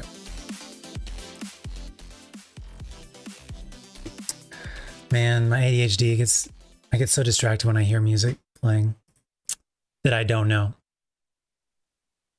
Get it early and it'll scale. Yeah, you would have to do Punk's early game, wouldn't you? I would have to get this early game, scale it for late game. Very smart, but it's again, it's only for the punks. So these are all tier 1 and tier 2 champs as a result. Jinx, Vi, that's funny that they're both available for this. Pantheon and Twitch. Cool, cool, cool, cool, cool. True Damage, which I think is another band in the League of Legends universe. Deal bonus True Damage. True Damage champions holding an item gain a unique bling bonus for their ability. And they're cheap, get them to 3 stars, that's true. Good point, jotting it down, thank you. Refresh shop to star the punks up, and also snowball their damage. Indeed, indeed. You forgot I used to be the ILP? Oh my gosh. What's up, Charmin? Thank you so much for the 75 months. Thank you very much. Welcome. Hello. We are going through this game TFT. We're going through all the different traits that the units have and trying to learn about it so we can do well in this tournament that we got coming up this week, if you've heard about it. If you haven't heard about it, I can tell you more. Thank you for dropping in. Higher your level, the chance, yeah. That has definitely been something that's messed me up. If you guys are getting into this, there's a bit of a, what do you want to call it? A curve? What do they call that? Not an S curve, but a, oh shoot, what is that called? An average curve. There's a something curve, a distribution curve, where it's like higher in the middle than, and not high on the extreme parts of the graph. So as you level up, you have a very high chance of getting tier 1 and tier 2 units. First just tier 1, then tier 1 and tier 2. And then as you get really high level up towards like 6, 7, 8, 9, I think you can get to level 10 now in this new season. You start getting lower chances of getting the original cheap units, which, you know, helps for getting those higher tier units, but it reduces the chance that you can get the 3-star tier 1 unit that you might really be wanting. So it's a pro and a con as you level up. You kind of want to make sure that if you're really trying to 3-star a lower tier unit, that you do it early on before you get too high, because it has decreasing chances to get those units. Charmin, thank you so much for gifting a sub to Charity. Charity, enjoy the emotes and the ad-free streams. When was the last time that was my online persona? Good question. Fair. Fair. Bell curve. That is what it is. Bell curve. I gotta eat a snack. I'm getting hungry. Got some trail mix here. Let me mute the mic so you don't have to listen to me. Well, I'll eat once we get into the game again, because then I can mute myself and you won't be like bored. Okay, true damage. Deal bonus true damage. True damage. If TD has an item, gain unique bling bonus for their ability. Okay, true damage gets bonus true damage. Makes sense. If the true damage unit has an item, they gain a unique bling bonus for their ability. So it's probably in their tooltip when you like hover over them in the game, not here. Charmin, thank you for gifting a sub to Brainy. Each 10 you have, yes. Interest on your gold at the end of the match. Indeed, indeed. Unless they vote for a portal. Do you know about the portals, Fuzzy? You may know about this. For those of you who don't, a portal is a thing that happens at the very beginning of the game. All the players vote on a like unique, what do you want to call this? A unique trait for the game, a unique element that makes every game kind of different if you're playing a lot of games, it really keeps them fresh. So there's one portal that says that there is no interest at all. So if you have 50 gold, you don't get bonus gold. It's just that every player gets, and for the last season, it was every player gets 3 extra gold at the end of a round. Doesn't matter if you have 100 gold for your interest or 0 gold. You will get, no one will get any interest. You just get a flat rate of 3 bonus gold at the end of the round. So you're not incentivized to hold on to gold to get interest. Normally you would get, if you had 50 gold, you would get 5 gold interest every round. And it's very interesting. So sometimes they have little things that make it unique like that. Game modifier, exactly. Thank you. He'll eat later. He didn't eat later. I'll eat later, I swear. Okay, bling bonus for their ability. And the characters are Kali, Echo, Kennen, Kiana. Is that Kiana? Is that Chiana? Is it something? Is it like an SH? Is it Kiana? I think it's Kiana, but again, I would not know. Senna and Yasuo. Thank you again, Shaman, for gifting us up to Blawolf. Enjoy the ad-free streams, Blawolf. Thank you. Key, awesome. Thank you. The trade be playing with your eyes closed. For how long? Charmin, thank you so much for gifting all these wonderful subs. You're so generous. Thank you so much. Fangle, enjoy. Thanks for being here. This is Wild Card. If you win combat with Kayn, it's just Kayn trait. He becomes the Shadow Assassin. I understand this from Legends of Runeterra. I don't necessarily know what actually happens in League, but if you lose, then Kayn becomes Rost. And I'm so interested in what his lore is and how that happens. Like, what is the lore reasoning for this? A Shadow Assassin and Rost with Kayn. Every time he kills 2 enemy champions, you gain a reward based on his form. Whether it's 3 gold or 1 tactician health. Wild card. Kayn. Victory equals Shadow Assassin. Which then 2 kills equals 3 gold. Loss equals Rost. Loss equals Rost. 2 kills equals 1 tactician health. Tactician is the same thing as the little legend. I guess they pivoted to calling it a tactician instead of a little legend. Okay. And of course he's going to be late game because he's a tier 5 type. You bought some Dr. Pepper on sale and the money you saved just, oh, well, shout out to Dr. Pepper for supporting the stream. Not sponsored. Just being helped out.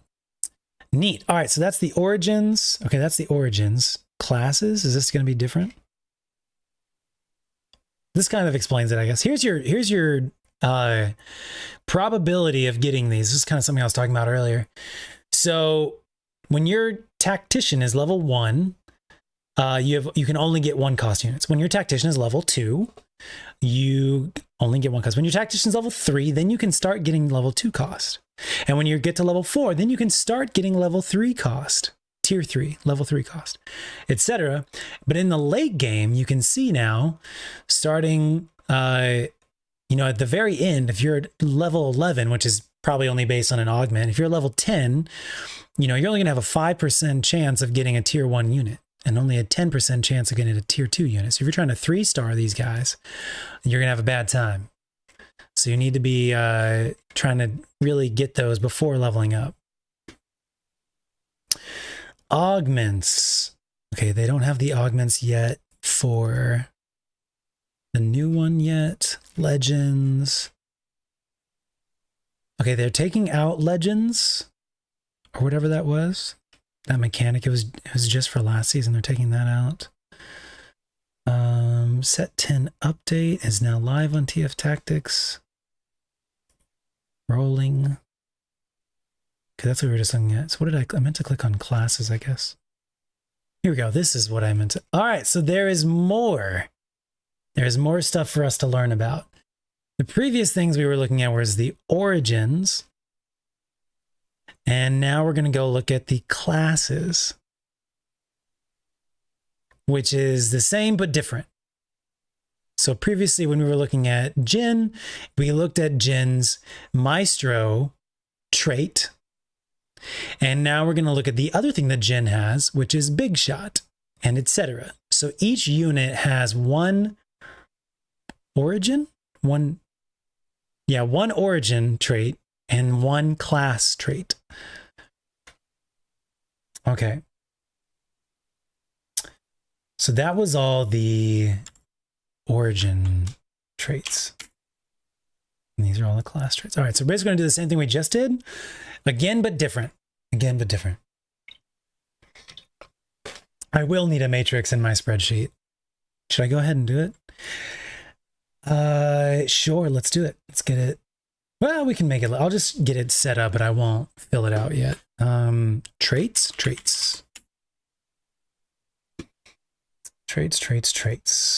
What should I call the horizontal versus the vertical? Previously it was like Ionia was considered like a vertical trait. So Brawler would have been considered a horizontal trait. So we're going to do, these are called classes then. Okay. And these are called origins. Okay, got it. I'll fill it out later. Okay. Classes. Neat. Charmin, thank you so much again for dropping by and dropping those subs. This is a really fun game, by the way. If Charmin, if you want to ever try checking it out, you can play it on mobile, you can play it on desktop, whatever works for you. So this is Big Shot. Gain attack damage. I assume it's just those characters. This bonus is increased by 400% for 3 seconds when they use their ability. Now, a question, does that mean the bonus attack damage applies to their ability? Or is it after they finish using their ability? Like, when does it activate? You know what I'm saying? At the beginning, at the end of it, at the, you know, yada, yada, yada. So, bonus attack damage, which I think is like physical, right? Okay. Increased by 400% on ability usage. Now I wonder does that attack damage apply to all of the Big Shot champs? Increased by 400% on ability activation. When does 400% boost happen? At start of ability or after? And do all BS Big Shot champs get bonus, or is it just the one activating their ability? It's probably, I know it's probably just the least powerful version. You know, it's probably at the end of their ability, and it's probably just one of them, but we gotta check and see. Cool, so this is Corky, who I've never heard of before, and learning. Ezreal, Jin, Kaisa, and Misfortune. Charmin, thank you for gifting a sub to Fuzzy. Fuzzy's been really awesome with helping us out with pronunciations and TFT learning and all this good stuff. Thank you very much, Fuzzy, for being here. I appreciate it. You have been gifted by the Subfairy. And thank you, Charmin, for gifting over 200, almost 300 gifted subs. Thank you so much.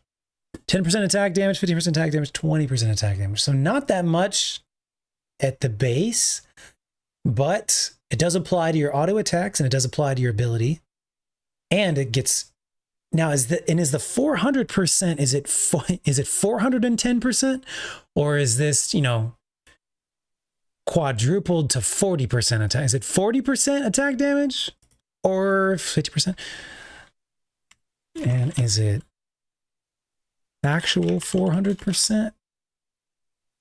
Or is it 40% boost? 40% boost. E.g., let's look at some actual numbers. It's attack damage. So let's say, e.g., from 100 AD to 140 or to 400.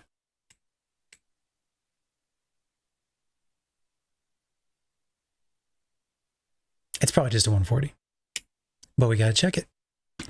We can see the stats change in real time on the character. So I'll have to check that out. All right, next one is Brawler. Brawler was in the previous season.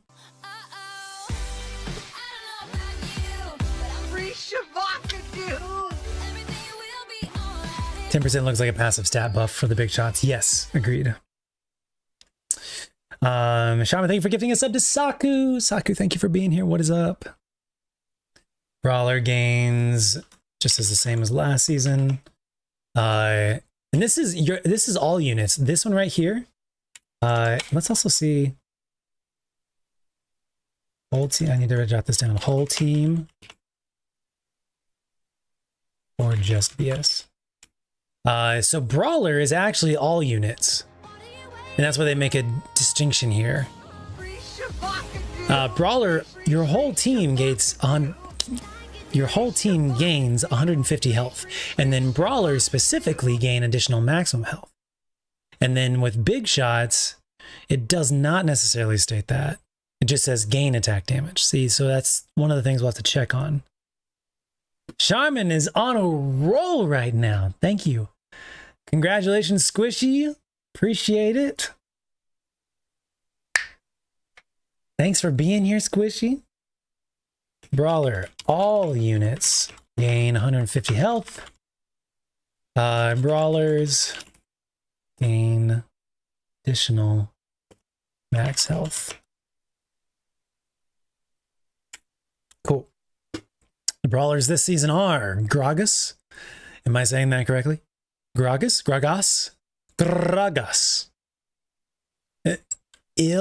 Ilawi. Took me a second, but I got it. Olaf.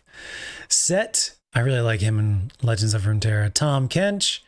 And Zack. Which is such as, isn't he Void? He's such a funny concept to me.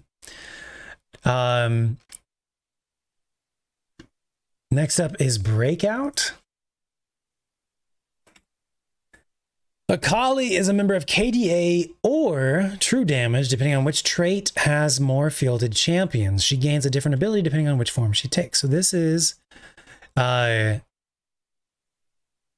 fascinating. So this is probably a trait on her.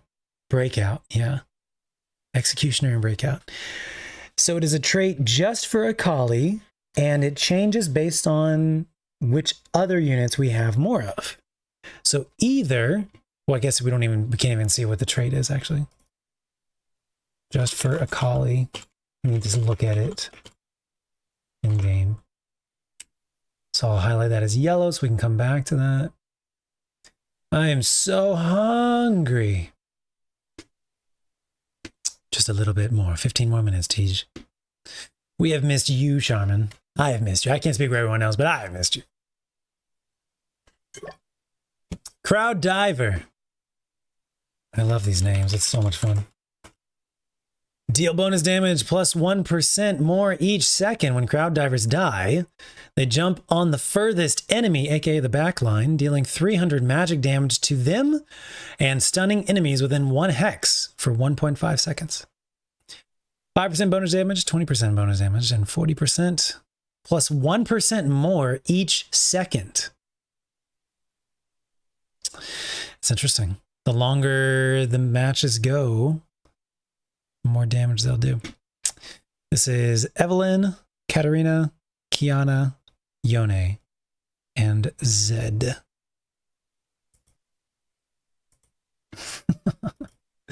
Crowd Diver. CD gets bonus damage plus 1% every second. It's almost like it's a built-in carry. It's very interesting. So I would say these would definitely be your carries.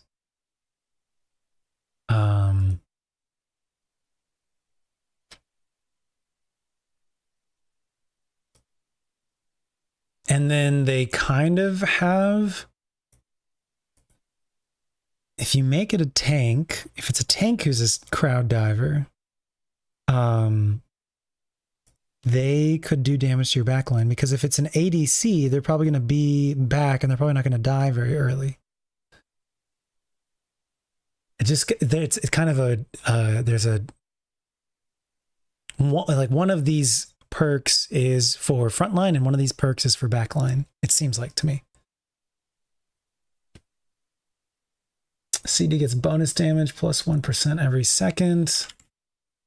On death, deal damage to farthest enemy 300, and it does not scale.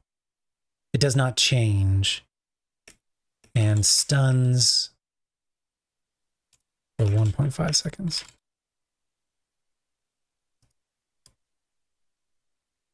The fact that it doesn't scale, it's a flat amount of damage. It's interesting. I have to like think about that some more. How would you make the most out of that? See, I think this, when they die, they jump on the furthest enemy and stun and deal damage. I think this is not good. I think this is good. I would almost like ignore that this is an aspect and probably just focus on the bonus damage. And I would just focus on, you know, just like an ADC or Reaper type of thing. Damage dealer, personally, as of right now. Yeah, trying to force crowd diver, yeah.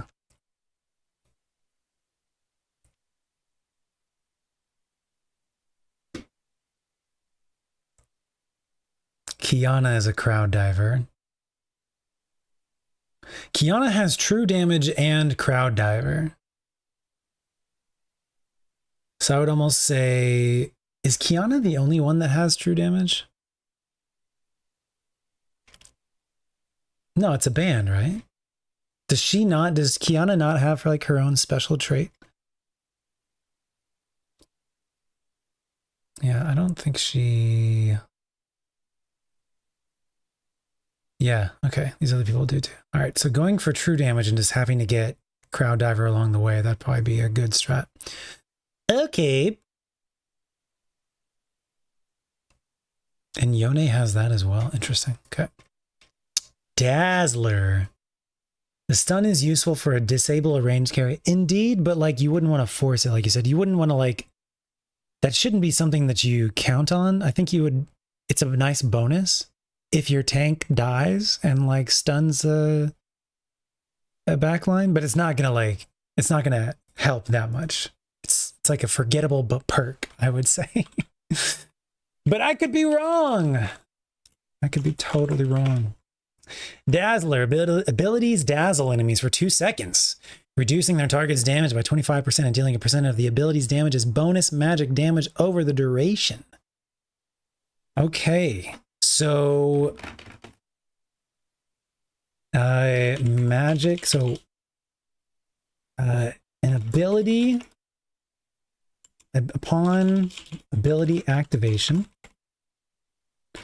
enemy has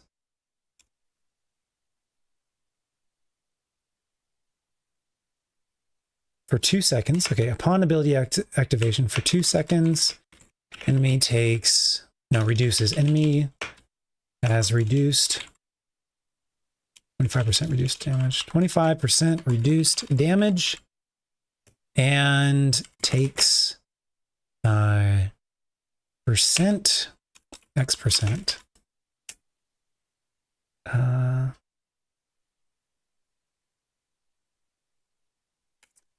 Takes bonus X%? Yeah, sure. Bonus X% of abilities damage as magic. Damage. It's worded pretty poorly, but I'll get the idea. Basically, give this to high, or use on high magic power units.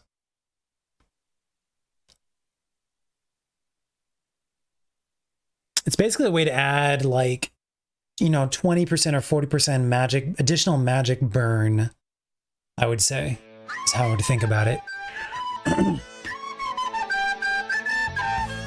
Survivability synergy, word, and it reduces their target's damage. That's true.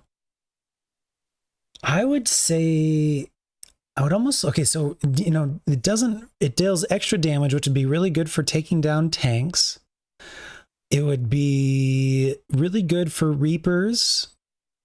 I would say an assassin or Reaper type who's in the back line and is like 1v1ing a unit.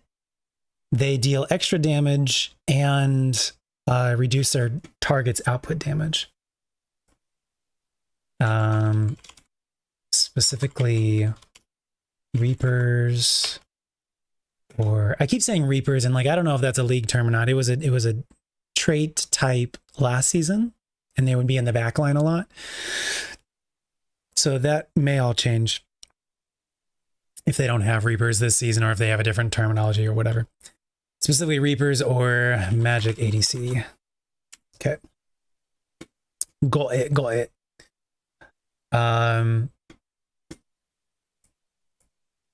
Cool. Sharman, thank you so much for giving a sub to Reality Gamer. Welcome. Anti-burst, yeah. Edgelord, gain attack speed. When their target drops below 50% health, okay, double the attack speed gained. Ooh, that's nasty. When they get weaker, when the enemy gets weaker, your unit gets stronger. Melee edgelords also slash through them on their next attack. Very interesting. Kane has this. Kale, Riven, Viego, Yasuo, and Yone. Okay, that's so funny. Edgelord.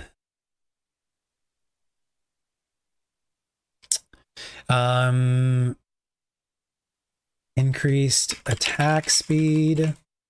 When target below 50% health, double the bonus. Attack speed, double the bonus. Melee edgelord slashes through enemy on next attack. Just once they've dropped below 50. And what is a slash through? Does it just mean they reposition on the other side? What does that mean? Down now. Seems interesting though. Give Jin an edgelord spatula. Well, except he's probably... No, you're right. Okay, you're looking at all the attack speed synergy for Jin, aren't you? I see. Edgelord spatula for Jin. Okay. Executioner abilities can critically strike and they gain critical strike damage. Edgelord, there's a name for that? Yeah. Executioner abilities can critically strike and they gain critical strike damage. As their target loses health, critical strike chance increases. Okay, so Executioner. XC abilities can crit and they gain bonus crit damage. As their target loses health,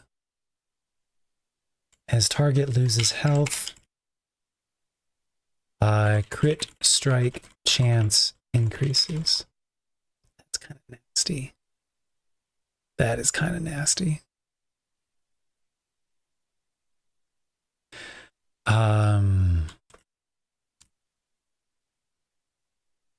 We just don't know how much, I guess. There it is, up to 15%, up to 35% crit chance. Executioner abilities. Okay, so they gain critical strike damage as the targets lose health. That's what it is.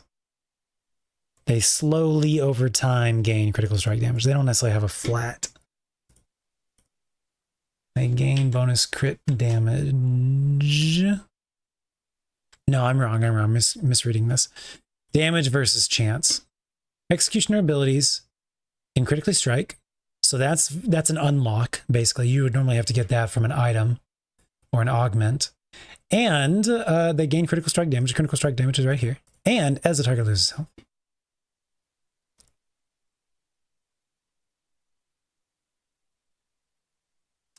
Increases up to Y. Cool. That seems kind of nasty. Up to 75%, up to 35% crit chance.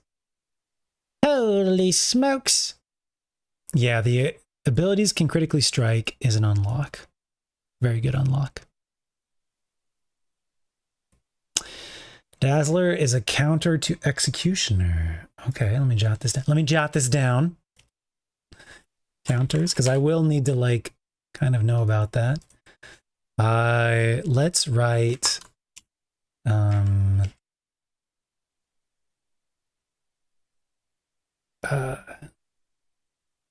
strength trait and then counter trait / counter. There we go. Dazzler. Let me just jot it down. I'm trying to make another like vertical and horizontal. I don't think it needs to be that. Let's do Executioner. It's countered by Dazzler. Reduces damage. Stuns, right? Dazzler.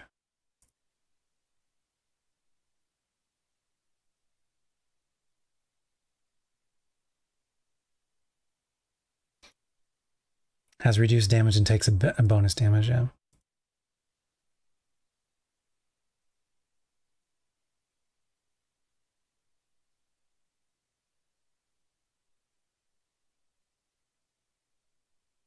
And burns target, really. Burns target % of magic damage. Okay. Good point. Thank you, Fuzzy. Okay. Next is Guardian. Once per combat, at 50% health, Guardians shield themselves and their closest ally for a % of their max health. This was a lot of items last season. They had a lot of items that like once per combat at 60% health, at 40% health, yada, yada, yada. Guardians shield themselves and their closest ally for...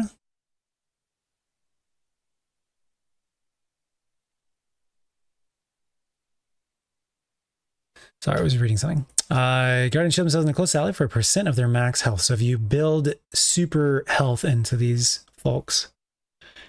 So who would be... So we've got Amumu, Kinnan, Nico, Pantheon, Tarek, Thresh, and Yorick. We've seen Yorick a couple times now. High health seems like this would be another high health. Did I write high health on somebody else? Jazz, a whole team bonus health and damage for each non-unique trait. Okay.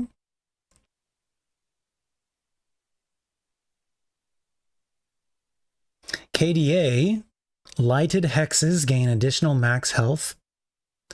Punks gain bonus health and attack damage for every shop refresh. Okay. Okay. Got my eye on you. Got my eye on you. Synergies, that's right. Like a high health. And then I'll throw it in. I think Punks, KDA, what else? Guardians. Actually, let me put that in a different column. There we go. Okay. Phoenix was a Triceratops dinosaur novels. Hello. Let's see. Guardian. At 50% health. Guardians, shield, allies, closest ally, self and closest ally for 30. I'm going to say 30% plus of max health. Go high health. Okay.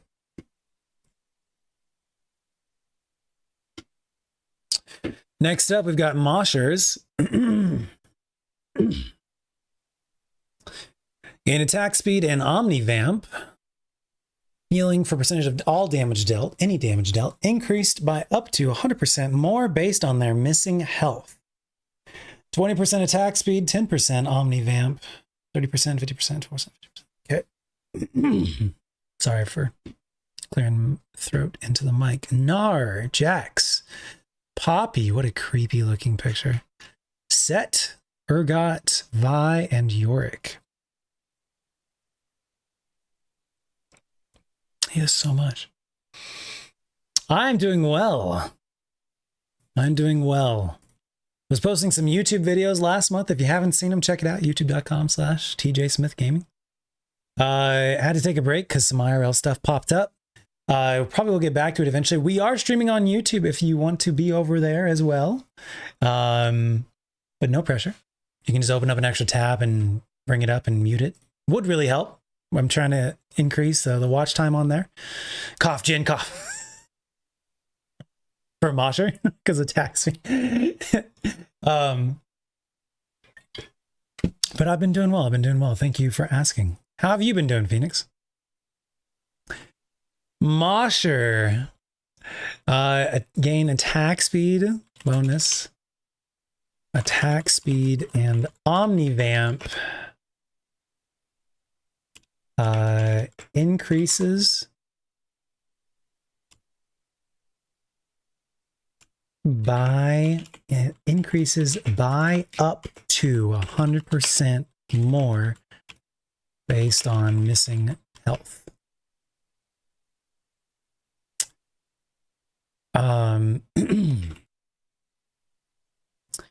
What does this by up to really mean? Is it 20% attack speed to 40%? Because that's probably what it is.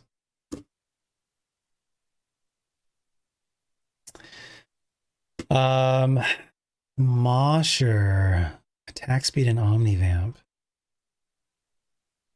Definitely agree with of Jin. I think it might be more for a melee type of unit though. They're going to be getting attack speed and Omnivamp based on missing health, which is probably going to be like a melee Reaper assassin type. But I agree. We'll jot it down. I'm just going to make a Jin section. Jin! Edgelord Spatula. Pentakill. Did I want a spatula on that? Mosher Spatula. Bonus attack speed and Omnivamp based on missing health. Okay, cool. I will need to check out those spatula builds. Agreed. All right, so Mosher jobs for Reapers, Assassins. Okay. Rapid fire. Your units gain. Your units. See again. Is this all the units? Is this just the rapid fires? Rapid fire units specifically gain more every time they attack. So I think this is a universal. All of your units gain 10% attack speed. All units gain 10% attack speed. RF units gain more with every attack, which sounds kind of key. And Jinx gets it, yes. Up to 10 stacks. It's kind of like a built-in Ginsu's Rage Blade. Is that what it's called? That was basically the same thing. As with every attack, you get faster attack speed. So it's like a built-in one. Rapid fire units gain more every time they attack, up to 10 stacks. 4%, 7%, 12%. This does not seem that great.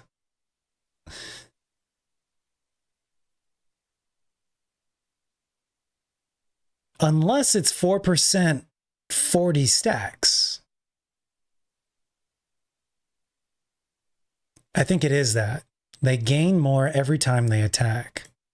I think rapid fire units gain, for example, 4% with every stack. That would be the only way that this is actually like interesting.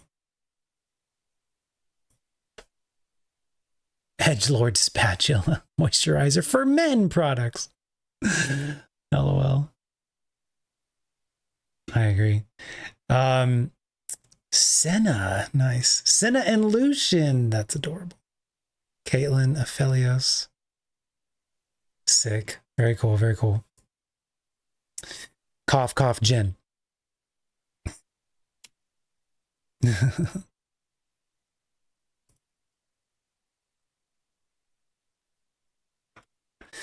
And also just synergy with Jen in general.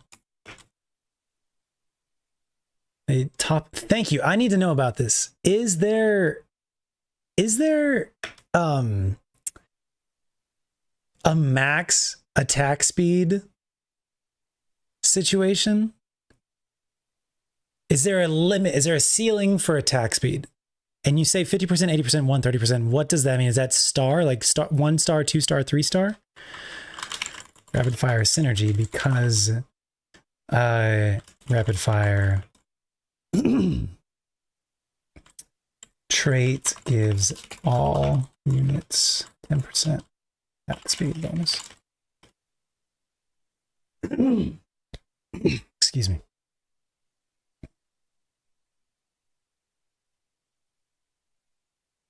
Bonus with every attack to 10 stacks.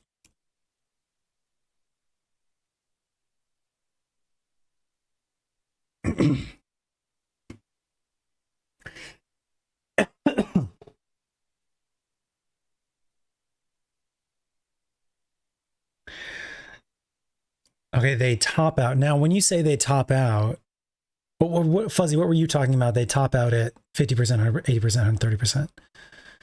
Is there no hard cap for speed? Okay. I'll put that on my questions section.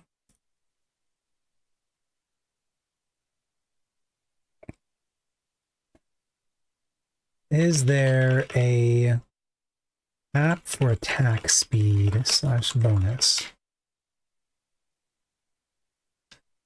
All right, very cool, very cool. Your team, so for Sentinel now, your team gains armor and magic resist. Sentinels gain double. So write down also which traits are for whole team versus just those units. I'll just say which traits are for whole team. Okay, back to notes. This is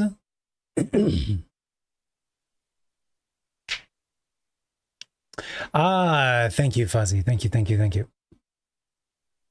I get what you're saying now. Thank you. So you get the 10% plus 40%. You would get the 10% plus 70%. You get the 10% plus 120%. Gotcha. Cool. Thank you. All right, Sentinel. Where's Charmin? She's here. She's probably lurking. She's lurking. She's probably like making dinner or something. It's about that time. Sentinel. Whole team gains armor and magic resist, which is very interesting. There's a really unique, not algorithm, formula for calculating defense and resist and damage and all that stuff.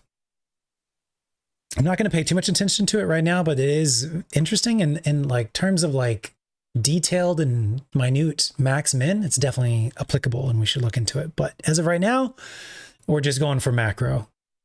Okay, your team gains armor and magic defense. What's resist? I should make a specific note that it's about resist. Sentinels gain double.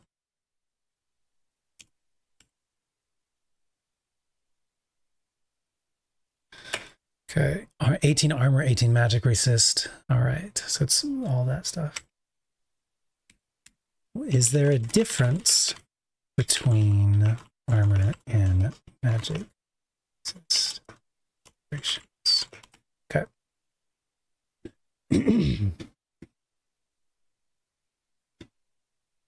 Resist is armor for magic. Okay. Because then there's a different thing. There's a different terminology as well. Like, anyways, there's a different, is it defense, like defense versus armor / resist? Or is that, like, there's just, I know that there's like two forms of defenses. I just forget what the terms are. Spellweaver.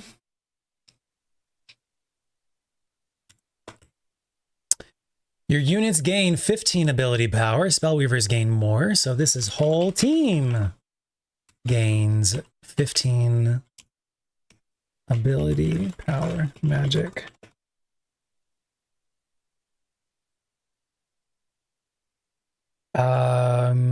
Spellweavers gain more.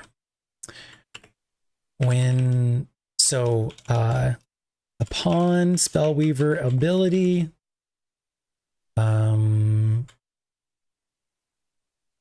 activation, all Spellweavers gain AB ability power. That seems really strong for a magic team.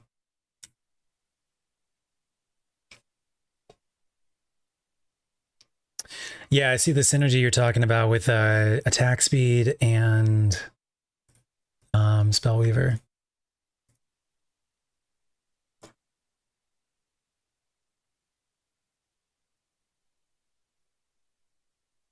Upon ability activation for Spellweaver. Yeah. All right. I'm gonna need to take another break. Great, we're at the end. Crit, what time is it? Tell me. What did time be? You know what time it is. 777 decillion 777 decillion 777 nonillion 777 octillion 777 septillion 777 sextillion 777 quintillion 777 quadrillion 777 trillion 777 billion 777 million 777,777 is what time it is. Crit, thank you so much for the resub. What is up? Thank you for the 68 months. One more until it's nice. How are you, sir? Welcome. We are finishing up learning about the traits for the next set, aka season, of TFT, which launches tomorrow. I'm in this tournament. You probably already saw it online. I'm in this tournament hosted by BoxBox. Launches tomorrow along with the release of the new set. This is the we're playing on like the test server version that Riot has, and we're learning about all the different traits. I'm about to read this final one, and then I'm gonna take a quick break, a quick bio, and then we're gonna come back. We're gonna play some more, and we're gonna keep learning and all that good stuff. So nice. How are you? What's up, dude? How's life? Are you wowing? Are you wowing? How is your wowing going?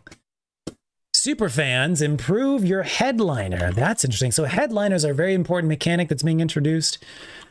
So this might be, I like playing around your headliner is like basically what you should be doing. So if super fans are relevant, it might Might be very relevant. Okay, superfans improve your headliner. Boosts headliner. And I've got a spreadsheet over here. You know how it is. You know the drill. Are you here to TJ Smith stream? There's a spreadsheet somewhere on one of my monitors. Boosts headliner. Completed item, 300 health and 15% omnivamp. And item upgrades to radiant. Interesting. All right. Completed item. Let's say item. Item. Health and vamp. Radiant version of. Okay, cool. All right, great. And this is Nar, Kinnan, Lilia, and Nico. Okay, now what if one of them is your headliner? Because then, well, if they're a headliner and they have a +2 version of Superfan for that trait, headliners give you a bonus trait count. So if Nar is a +2 Superfan trait, then I can like get the rest of these, and it's a good time. Seems like it would be a good time. You just get all the super fans and then your headliner, yada, yada, yada. I think that's a thing to think about.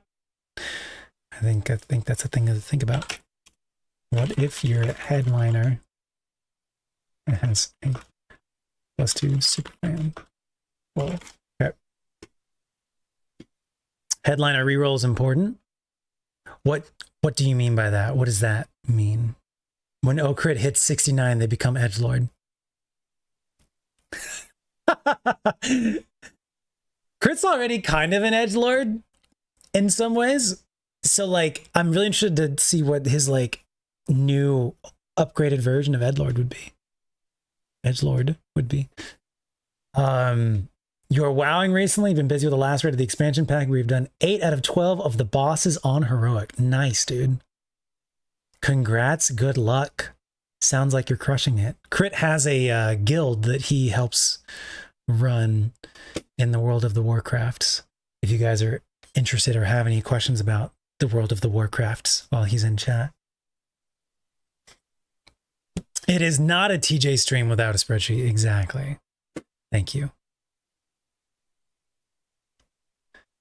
What were you explaining? What were you explaining to your friend about? Oh, man. Okay, so you would re-roll to get a tier 3 headliner. Fuzzy. Okay, let me jot this down.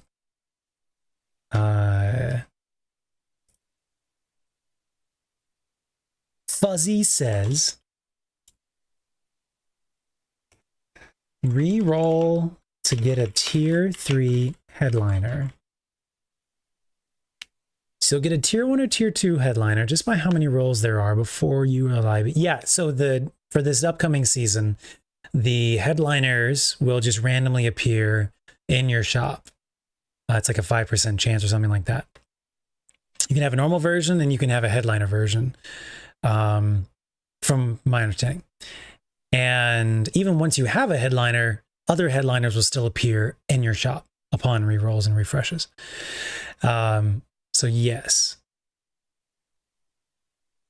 Chosen, right? I remember it was Chosen, or at least that's what I've been reading about. It was called Chosen. And then I should re-roll for a tier 3 headliner. Why wouldn't I just stick with the one that I have? I don't know if there's any stats that are different besides the +2. It's really a +1, but you know, the +2 of the trait. I'm not sure, but I'm sure you're typing something else. I'm going to wait for you to finish typing out what you're typing. All right, so that is all the traits. Those are the classes and the origins. Classes and origins. We looked at, okay, this is the champion stats. This is what everybody starts at right now. Attack speed, damage, DPS, offense, defense versions, champions. And here they are, and you can see their costs and everything. I'm not going to worry about this too much. I'll probably memorize this later on. I feel good. I feel good for going in for another round. Let me go over here. I'm gonna take another quick bio. I will be right back. Pivoting can easily be done up until mid-game. The abilities on tier 3 characters are far superior to 1 and 2. Okay, I'll keep that in mind. Keep that in mind. And abilities, yes, abilities, 100%. Agreed. Do you think it's better, like, at what point do 3-star tier 1 units get outmatched by, let's say, tier 3? Is it once a tier 3 is up to 2-star? Is that when a 3-star tier 1 is outmatched? Or what? Also, I should tell you what the bag, the like more or less figured out bag numbers are. Because it's really limited on tier 4 and tier 5, and it's pretty limited on tier 3. It's much smaller than past seasons. I will be right back.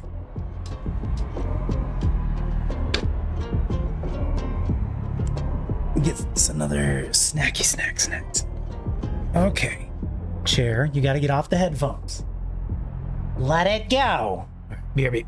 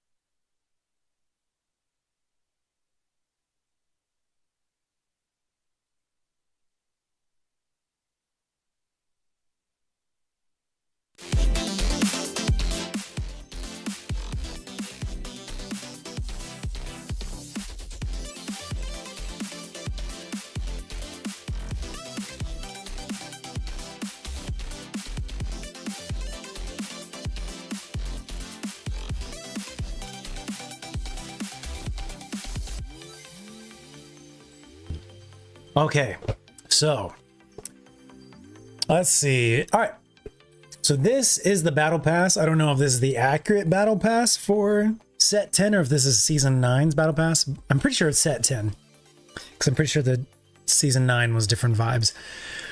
So this is the Remix Rumble. That's next set. You can buy or own or earn the KDA practice room. Someone was asking earlier about the arenas. So this is one of the arenas, KDA practice room. That's going to be tier 2 on the battle pass. You've got Superfan Sprite, which is the little tactician we can get. Go ahead and claim this and equip it. So the way you equip it is you go over to TFT. I'm already in TFT home. I go to quick play. And then I think we click on this right here. Tactician. We just unlocked Superfan Sprite. And I'm going to click equip. These are all the different ones that you can get through different ways. So I'm going to equip the Superfan Sprite so we can take a look at it.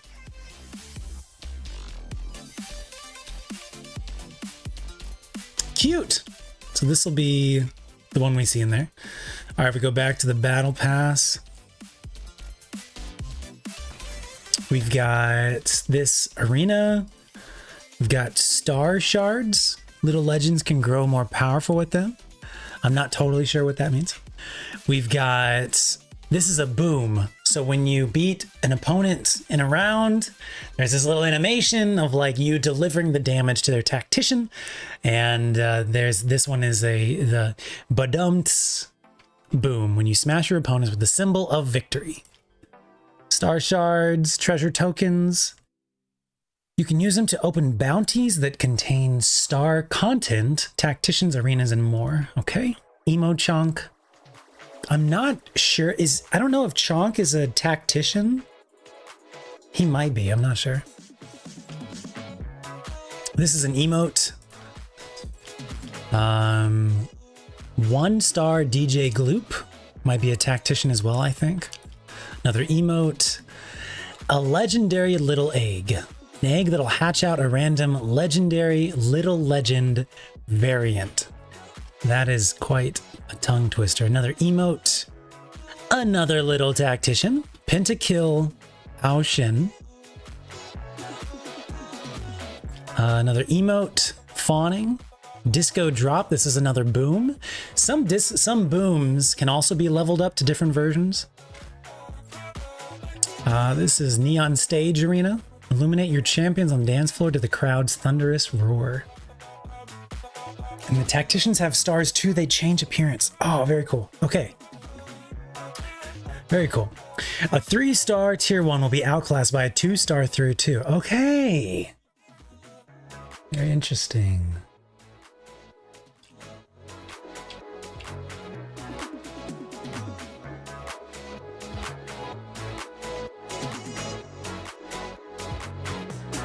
I need to keep that in mind.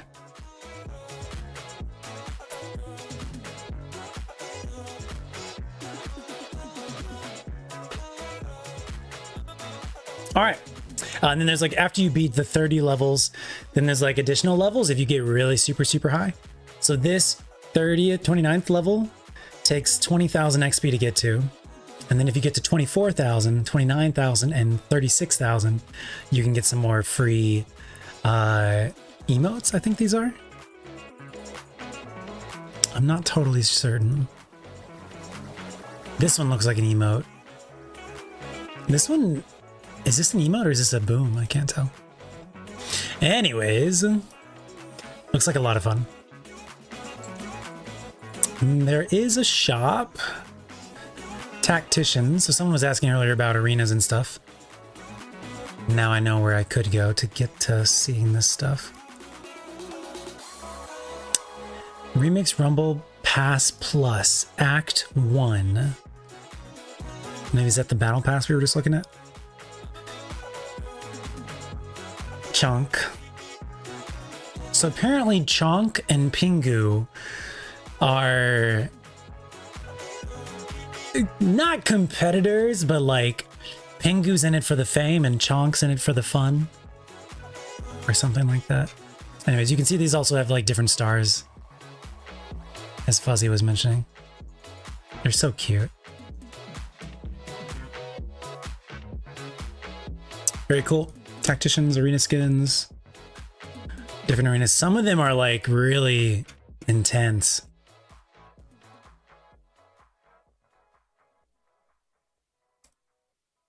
That was very cool. All right. Star Shards. TFT.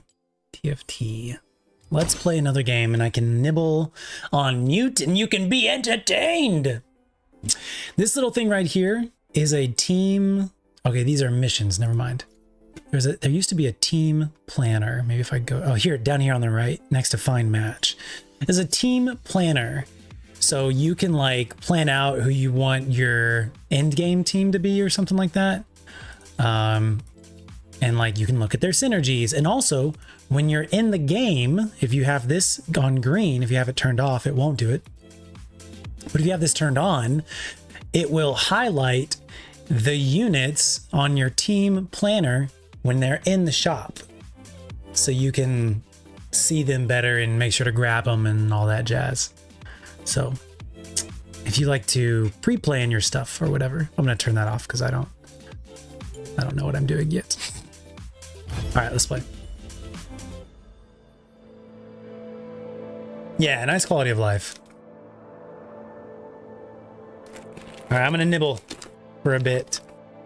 So the first round, the first thing we do in the game is going to be...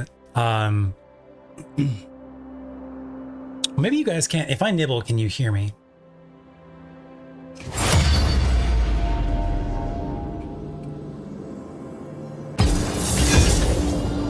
Yes and no, it looks like. Yes and no. So the first round in the game is going to be choosing the portal, which is like a game element and a unique game element every time. Not every single time, but you know, most times. Keeps it fresh. And then we'll start out doing a couple like 3 PvE rounds, and you're going to be like getting some really low level units. And then we'll get into the PvP rounds after that. And then we'll have a carousel round, a couple rounds after that. So that's kind of the order of the game every time.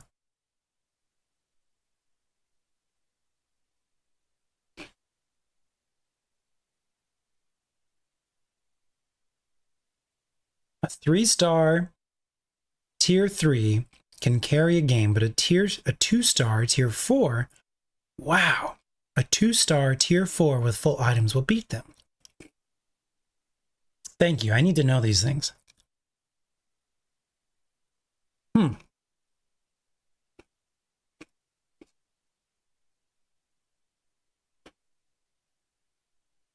2-star tier 4 with full items. Got it. Got it. Got it.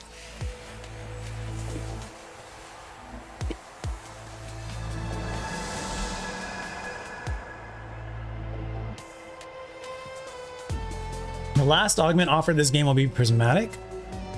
Players start with 115 health. Your team gains bonus attack speed and movement speed.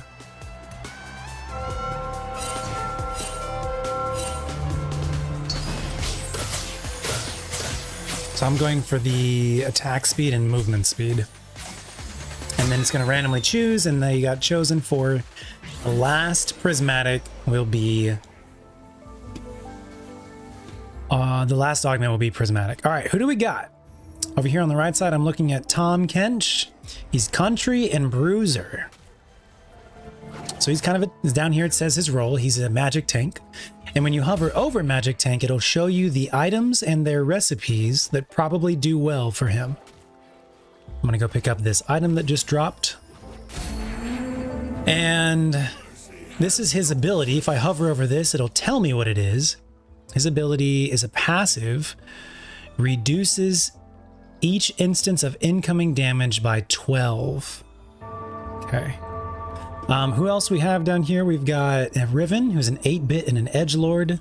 And we've got Misfortune, who is Jazz and Big Shot. So we're looking over here on the left, Big Shot, Bruiser, Jazz, and Country. And 8-bit and edgelord. So we've got a 8-bit and... I probably should have bought the previous headliner. True Damage, Superfan, Guardian. I like that we got 8-bit and edgelord. I can take my time right now because we're just fighting PvE. This Kennen, I guess he has Superfan, but he doesn't have 2 Superfans. Superfan helps the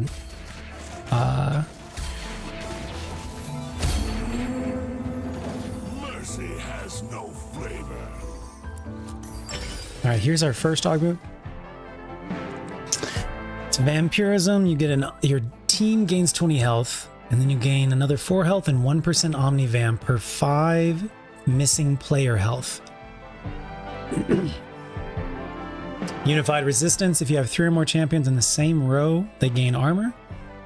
And parting gifts. When a champion dies, the nearest ally with open slots receives a temporary copy of an item they were holding and 10% max health shield. So if you give items to your front line, then those items will be passed on to your back line. It sounds interesting. I want to try that out. Jinx, Punk, Rapid Fire. We don't have any of those yet. I'm kind of just waiting. She is a tier 3 headliner. That was something that Fuzzy has mentioned in the past. It's funny hearing the different elements based on the characters that are playing. I wasn't prepared for this at all. They already have a Jax 2-star. So that was the boom. It's pretty cool to see. We have jazz and country going on. And maybe a little bit of 8-bit. All right, we're going to lean into Jinx's traits. Punk and Rapid Fire. A couple 8-bits here. Punk and Rapid Fire. There's a Punk. All right. The fortunate find their path. And Jazz and Big Shot. We've got Rapid Fires out there.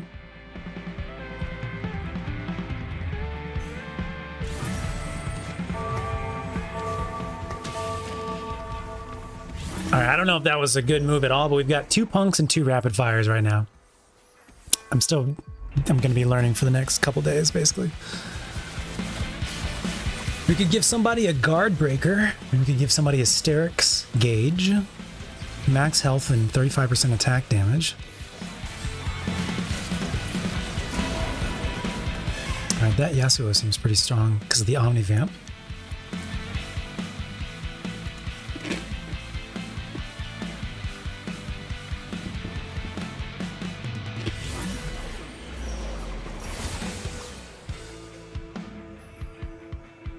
Punk and Rapid Fire. Here's another Punk. What is our tank needs some help. 20% max health and 35% attack damage. Oh yeah, and the Punks want the rerolls, don't they? Okay. We have 2 sets out here.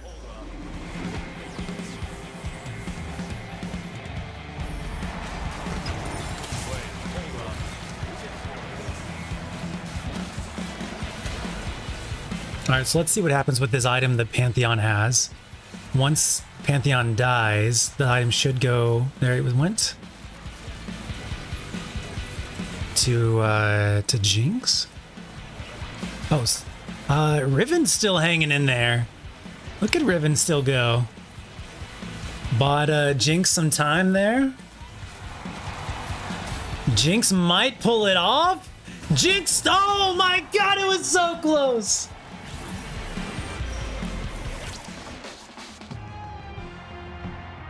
Amazing.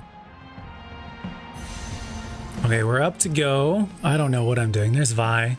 She's a Punk. And a Mosher. I'm kind of leaning into that Set, who's a Mosher. Twitch, 8-bit. I'm not sure about you currently.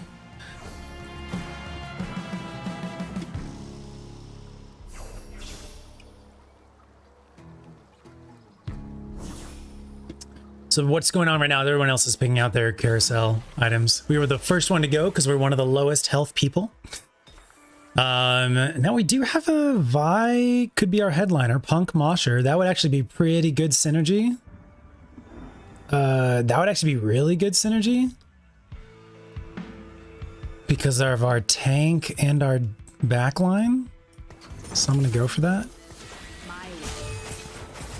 Punks and 8-bits and set. I just reactivated the punk thing. Does it?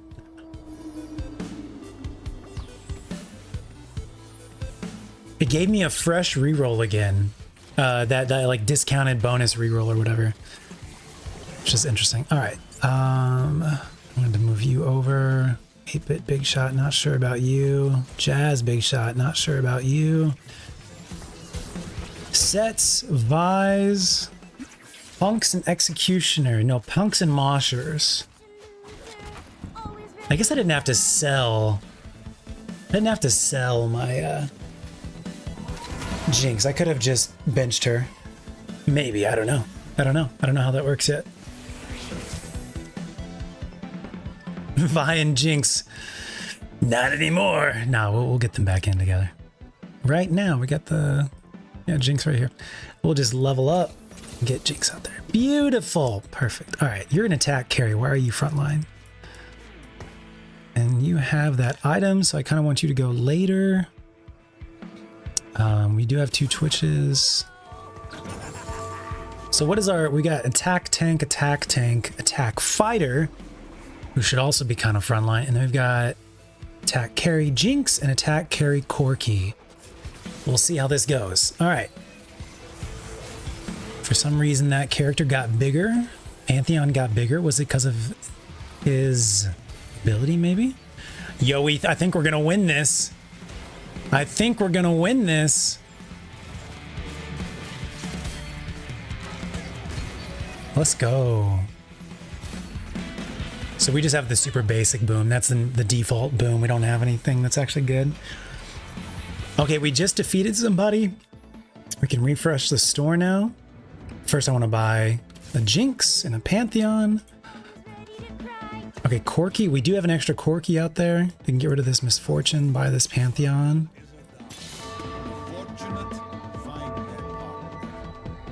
Oh, I see. Jinx and whatever were not actually 3-star or 3 cost. Tier 3. They were not actually tier 3.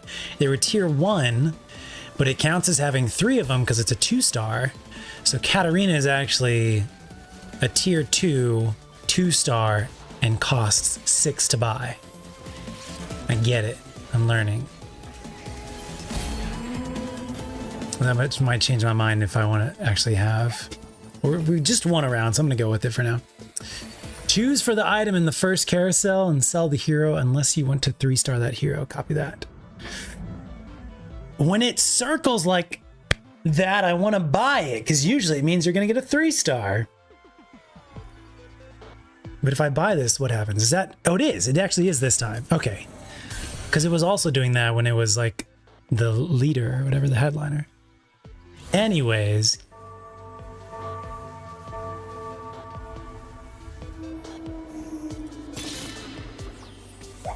What am I going for? Punks? I think I was kind of going for Moshers. We should go for Moshers and Punks. Vicky is dreaming right now. Punks and Moshers. Punks and Moshers. Nar is a Mosher. Doing pretty well. Doing pretty well. Vi's punching dudes in the face. Pandora's items. Items on your bench are randomized. That can be helpful if you have like not good items that you're would like them to change. Cybernetic uplink. Your champion's holding an item. Gain 120 health and restore 2.5 mana per second. Since we already have an augment that moves our items down the line, that might be relevant and good. Extended play. Gain bonuses for starring punk champions. 2-star. Your next shop reroll costs 1 gold less. 3-star. Gain 1 component. That's pretty good. I'm not going to go for it, but that is pretty good. I would say in future I would go for it, but I'm going to go for cybernetic because it's like relevant right now. All right, Moshers. We don't really have a Mosher out here yet. We do have 8-bits, punk, rapid fire, punks. We have 4 punks out there right now. Who's the odd one out? Our Riven, who is actually an edgelord.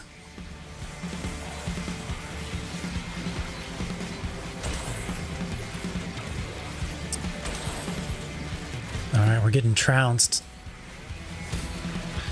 Oh, somebody they just like leveled up. Something happened that leveled them up. Alright, we need to start actually putting items on other units. Reroll. 8. That's a Riven, yeah, we need that. Jazz, Dazzler, EDM. Okay. The music is kind of distracting, I gotta be honest.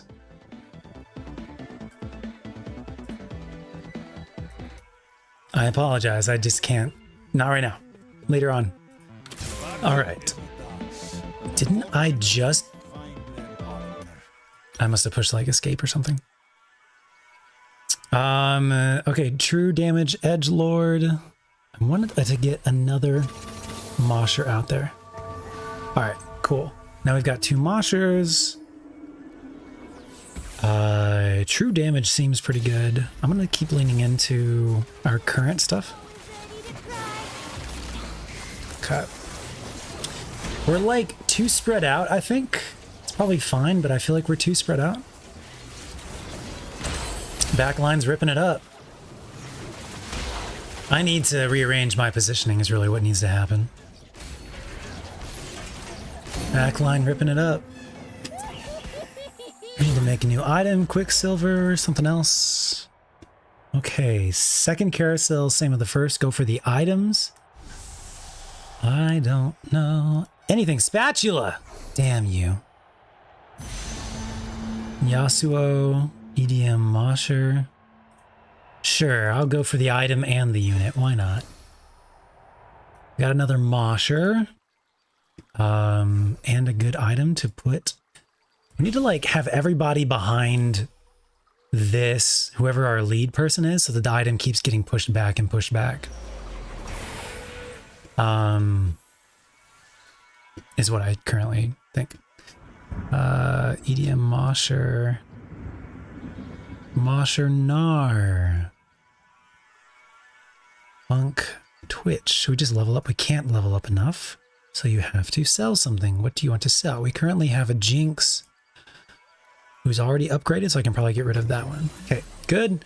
And now, 40% health, damage, resist, Omnivamps, Quicksilver. I'm not sure. Let's give you a little bit of offensive something. Oh wait, can we not add items during play anymore? We used to be able to like add items during play. Maybe they changed it.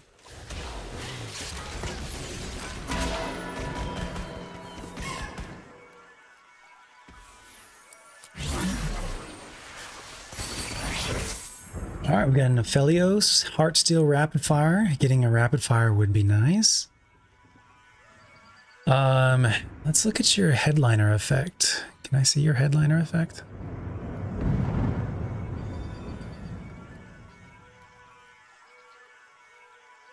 Headliner effect, 150 health and 10% attack speed. Okay.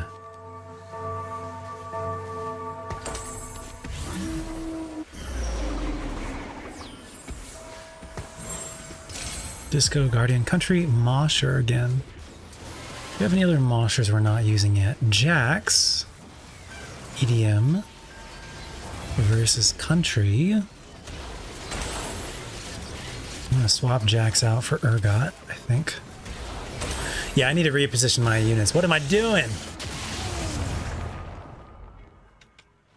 I already have a 3-star something up there. Who was that? We just fought Deathside.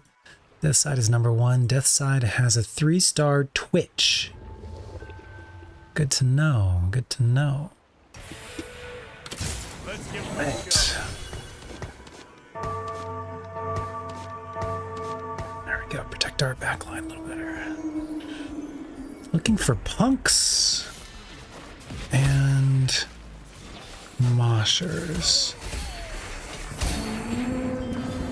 Why isn't this? Hold on. This I have a Gnar here. I have 2 Gnars on my bench.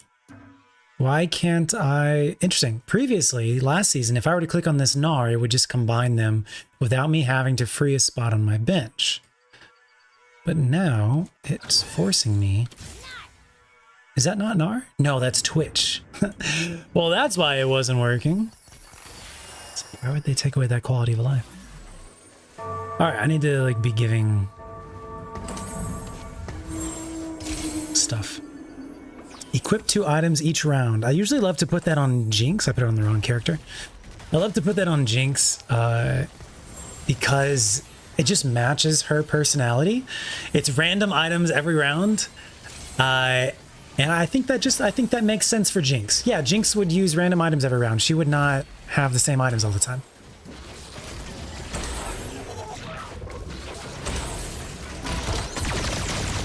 All right, interesting. So it's only one item? Champions holding an item gain 500 health. Completed items you own are transformed into random artifacts. Team gains 40% critical strike and their abilities can critically strike. That's insane. That's insane. Parting gifts. A temporary copy of an item. So I shouldn't have been stocking up 3 items on that guy. I should have just been putting 1 basically. That's all right. Mana reduced by 10. Who's doing the most damage right now? Set and Corky. Jinx is actually not doing that much. Set, all right. He gains a shield and he does magic damage to a ton of people. So sure. Set, you get blue buff now. Heartsteel, Rapid Fire, Spellweaver, 2 Aphelioses. Normally last season Aphelios was like tier 4. Very different situation. Whoa, damn, look at Set's punch. That was ridiculous. Nice job, Jinx, you tried. I was kind of close. I'm doing terribly, but that one was actually kind of close. Gnar is not a rat. My bad. I wasn't watching the items that time. At least we have our units in a better situation now. Should we level up? Looks like we should probably level up. What do we want to put out there? Big Shot, Bruiser, Edgelord, Punks, Moshers, another Mosher. Attack fighter. I think we need more ADC actually, I truly think we need more ADC. Attack caster. What the heck does that even mean? Alright, Twitch, let's see what's up. See what you can do. KDA Crowd Diver. 2 Evelyns right here. Disco Sentinel, Big Shot. You know what I'm really looking for? I think is another Twitch. I think that person had 3-starred him though. So we're probably not going to be able to.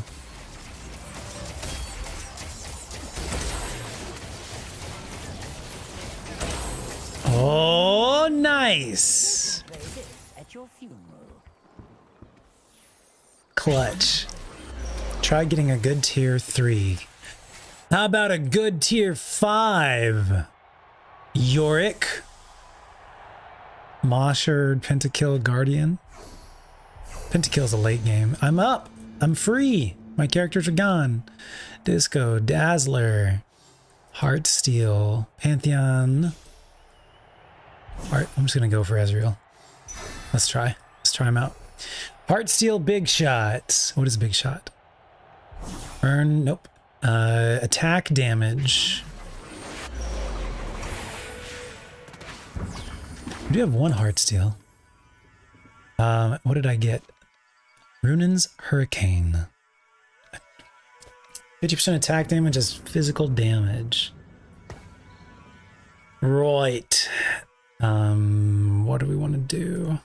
Do I even have you on the board? Gnar? No, I don't even have you on the board.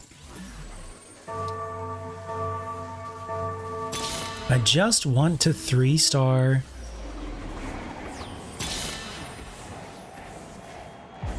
Not 3-star. I want to level up Twitch. Might not even be possible at this point. Okay. Okay. Not terrible. Okay, we were spread out. We weren't focusing damage. Let's go. Let's go. Let's go. Uh-oh. Who is this? Is this Aphelios? Yeah. God, Aphelios is so good.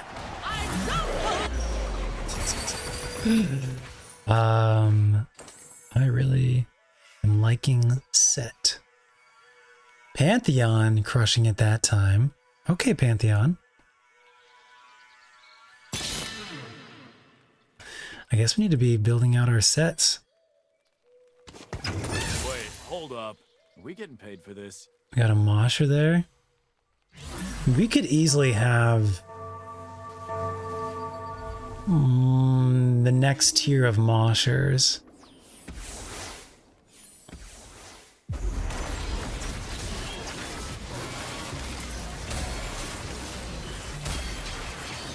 Okay, I'm selling Ezreal.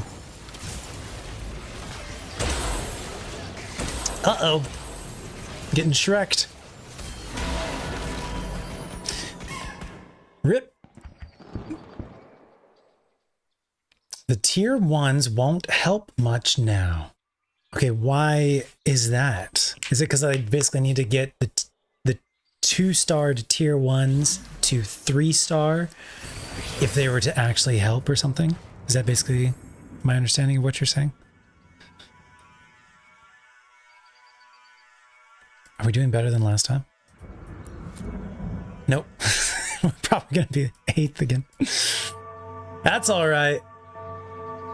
Okay.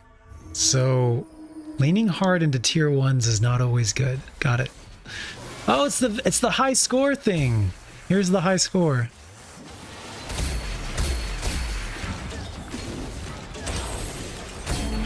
So I wonder if our damage, if our score, yeah, it carries over from round to round is what's going on.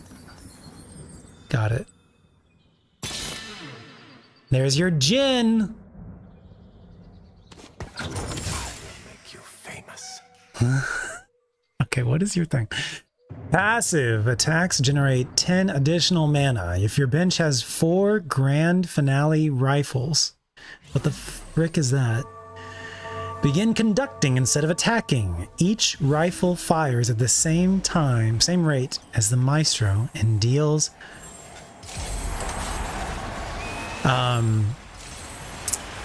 57 physical damage at each 4th volley.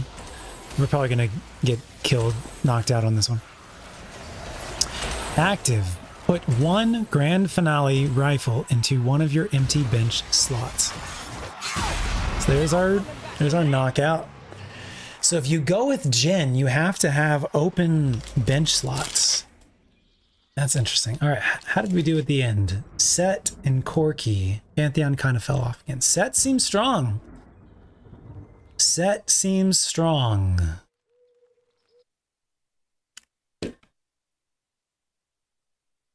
Yeah, no attack speed synergies this time, yeah. A lot of this in the beginning will just be me, like,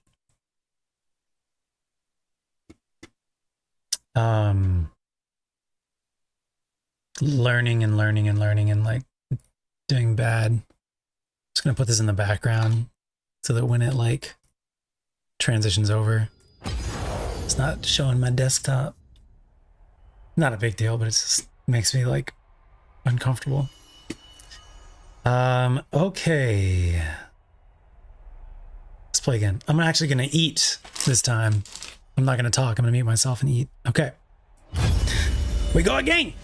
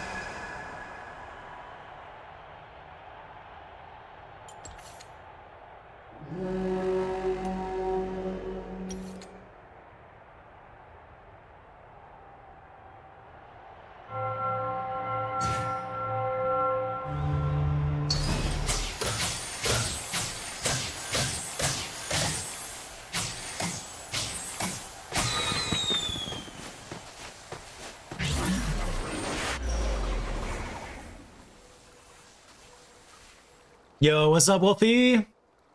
How's it going? Multi-talented. I don't know any of this. This is like my third game right now. I'm eating, so I'm muting myself, but it's like my third game so far, so I'm very much a noob.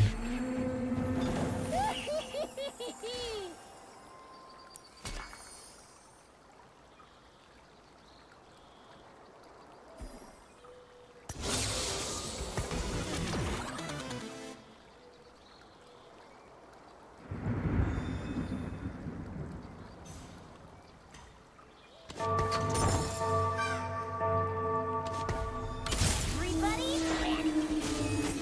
Such a loser. Always ready to cry. To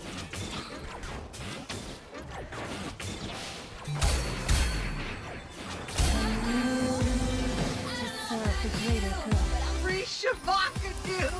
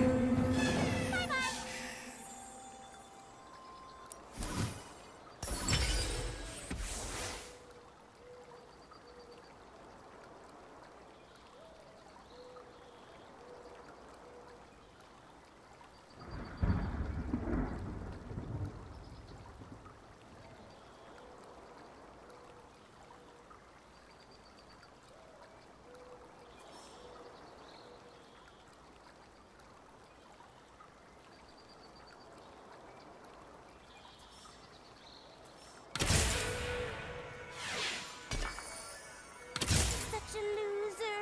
Always ready to cry.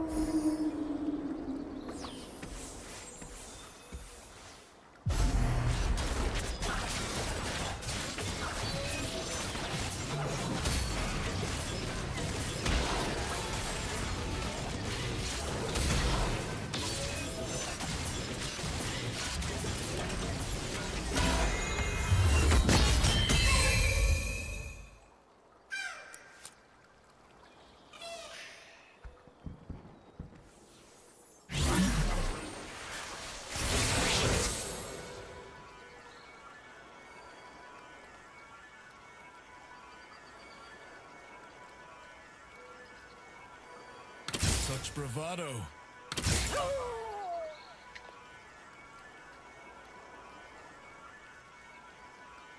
Let's get to the fun part.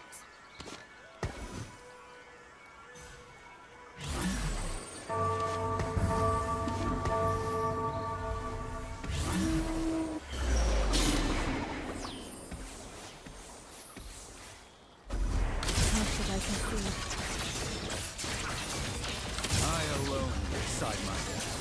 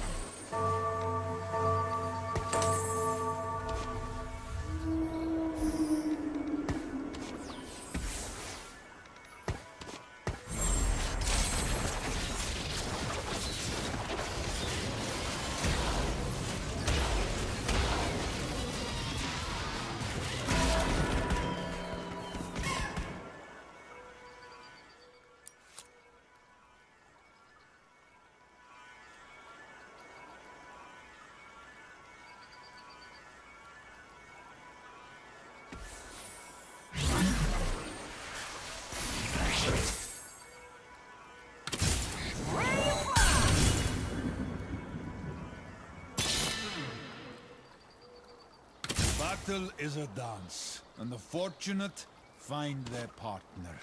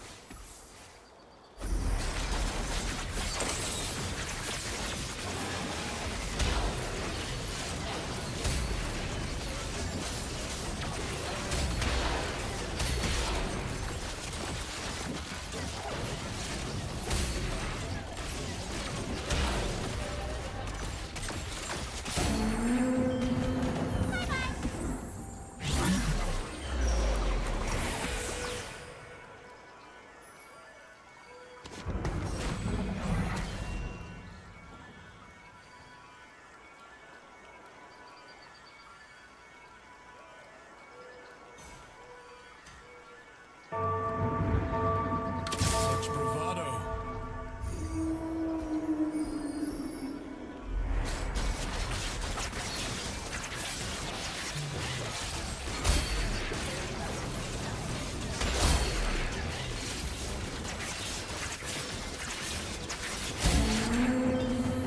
Their fates sealed by my hand.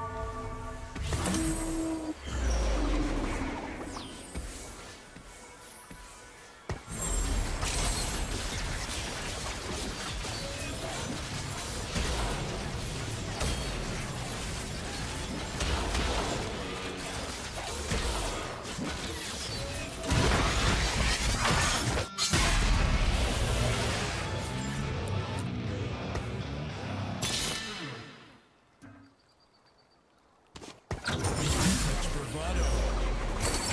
Relinquish your burdens.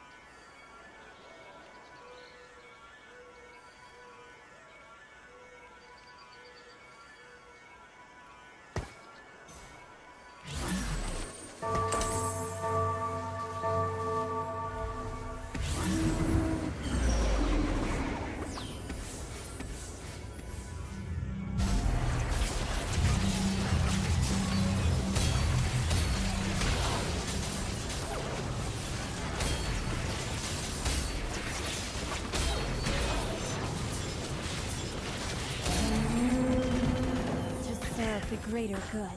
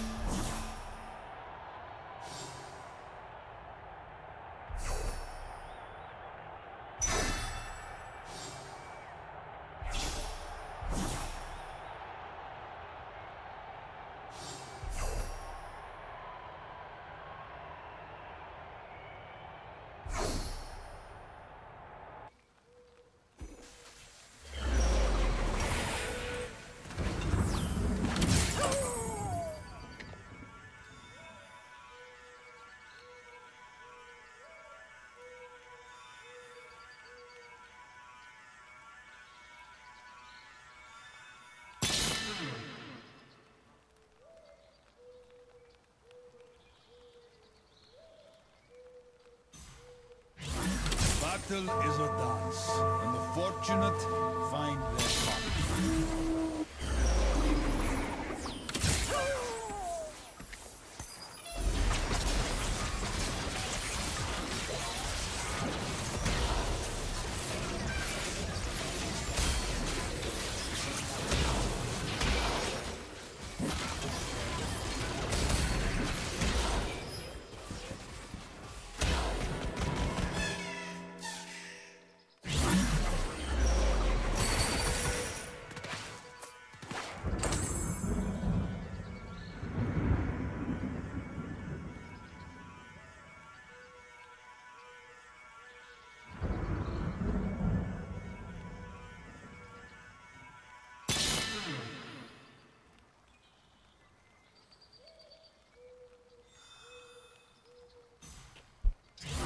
I don't know what I'm doing.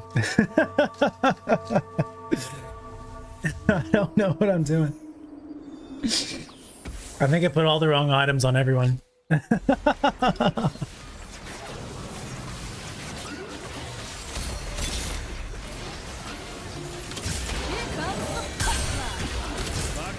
a dance, and the fortunate find their partner.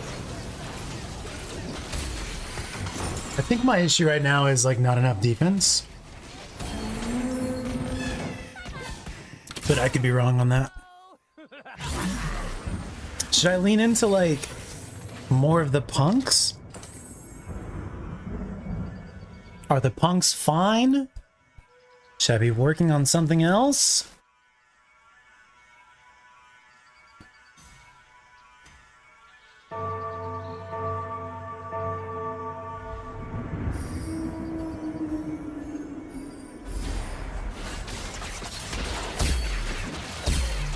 Sorry about that. Hopefully you didn't hear too much of it.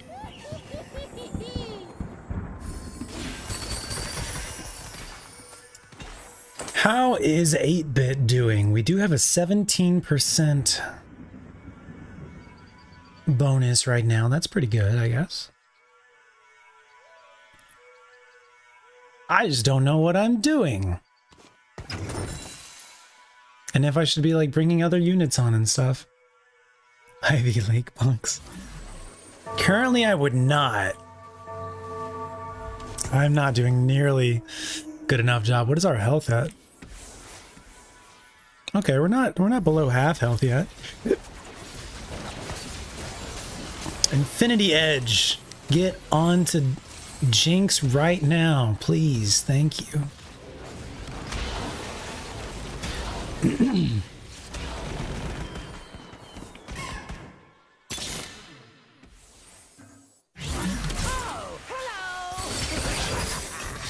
All right, I need to like make a little bit of a plan, kind of test out, but like not quite force, but basically force certain traits so that I can experience what it's like to use them. Inspiring Epitaph. When a unit dies, the nearest ally gains a 30% max health and 10% stacking speed. Okay. Contagion. Contagion is nice. I enjoy it. Harm Assist is probably nice. It's not so much healing, it's doing more damage. Like, we're just not doing enough damage. Alright, and we just unlocked a new thing for that. Very nice. Okay.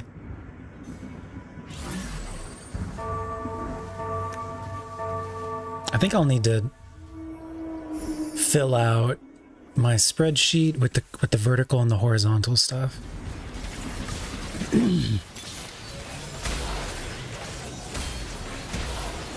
Damn, look at that.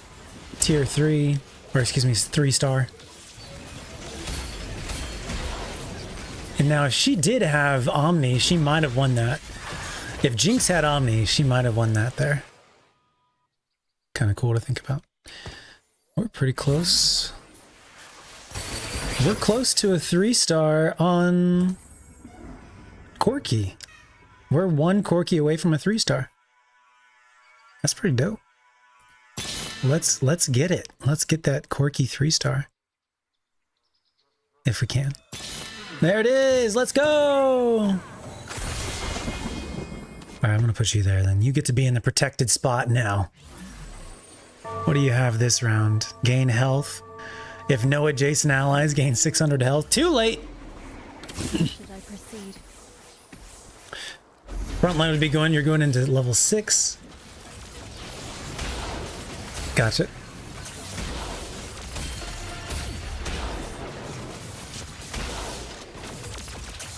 Let's go, Corky! Carry the team! I'll repeat it. What do we want to do? Jazz rapid fire. I guess that would work pretty well with Jinx, wouldn't it?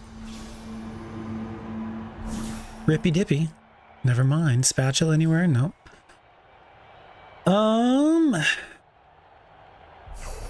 What do we not have on our bench? Nothing. Anything. We don't have anything on our bench. We need more of a front line, does look like.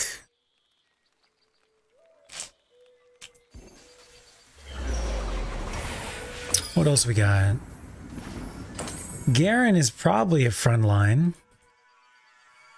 And he matches with Sentinel. If you want to put another Punk out, True Damage Edgelord, Punk Executioner, we probably don't need that. Vi? There's your rapid fire. You're a Punk as well. I'd rather put out you. Okay. Okay. Keep leaning into the Yone, I guess.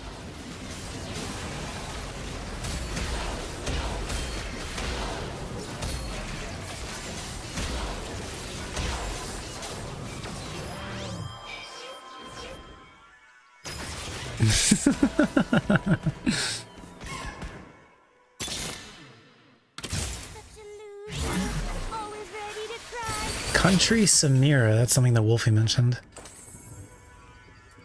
Let's get to the fun part. We can probably get rid of Bard. Steadfast Heart. Take 8% less damage while above 50% health. Take 15% less instead. Alright, I'll give that to her. Sure, why not?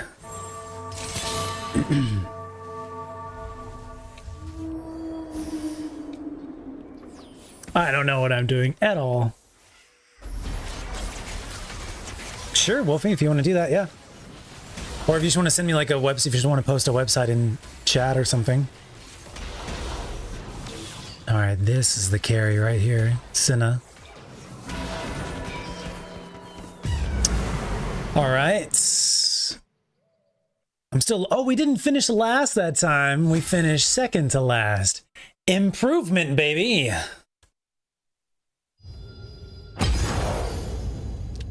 Remember to move your health. Oh, but that one, that item was randomly selected every round. It's a random artifact every round. So it might have still been happening, but it might not have been still happening. Thank you for the reminder, though. I appreciate it. All right, this time, let's just drop it down. We did 8-bit. Okay, we had a question here on 8-bit. Who sets the high score, me or the game? The arcade game. And what is the grand prize? I don't know yet. Good question. We've basically tested 8-bit. What did we supposed to get? Bonus attack damage. Okay, let's go ahead and fill out our let's see. This is these ones are the origins. These ones are the classes. Let's go ahead and fill out our cross section. Origins is what we copied.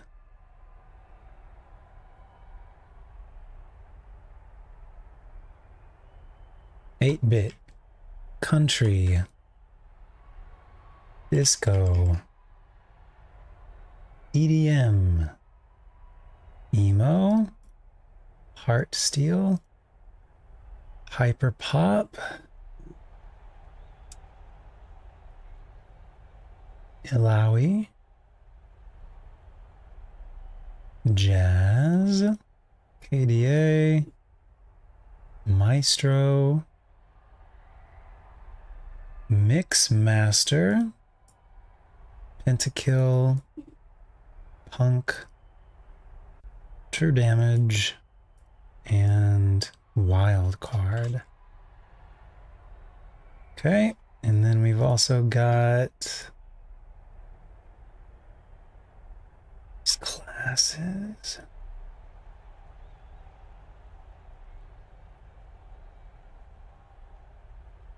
Okay.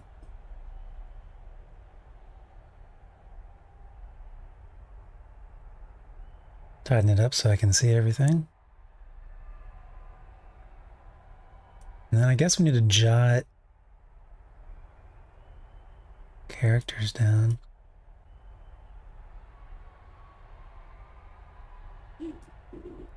I think I want to try like KDA. I think learning the verticals first probably better for me.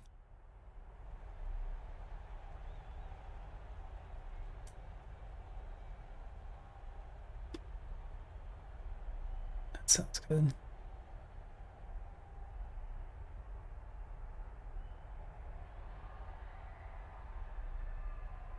Okay.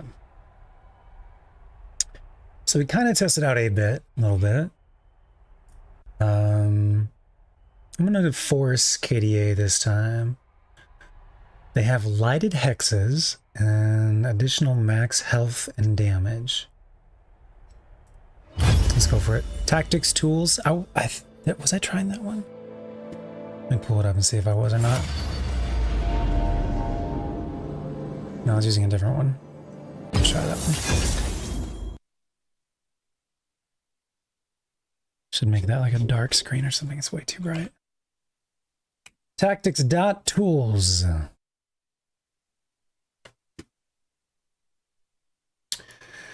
Comps, stats, augments, units, items, traits, explorer, trends, tools, tables, tier list, PvE.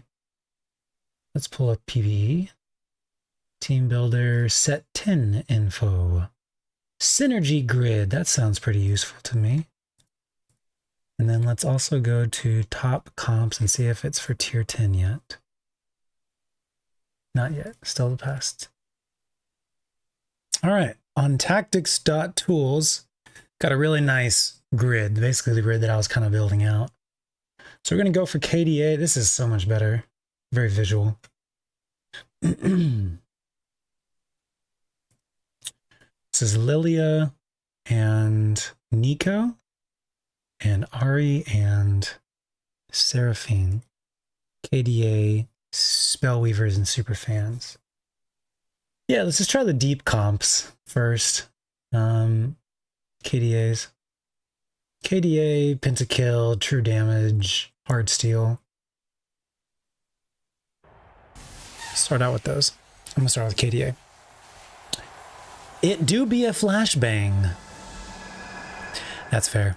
All right, so if we're going KDA, if I hover over KDA, does it tell me what KDA does? It does. Your team gains, it doesn't stay there though. Gain gold, I guess let's go for this one.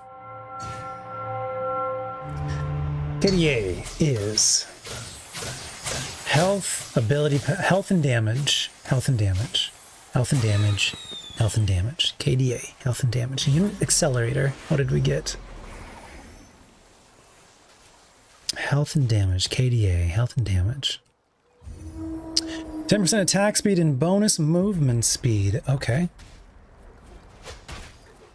Health and damage, health and damage. Boom,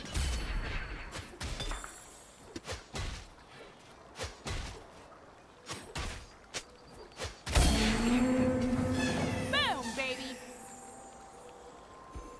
Sounds good, sounds good. Oh, I don't have the Discord stuff turned on, do I? Oh, that's my bad. And by this Discord stuff, I mean the command stuff. My bad. I think it's just discord.gg/TJ Smith. I don't have a unit yet. Ooh, the game is not liking whatever I did. It's okay, it's just the units.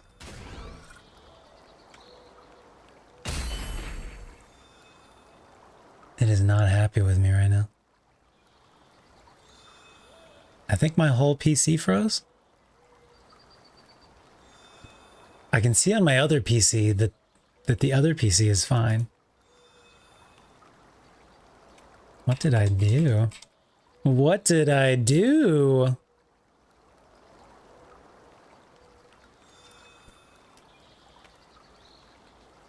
Please hold.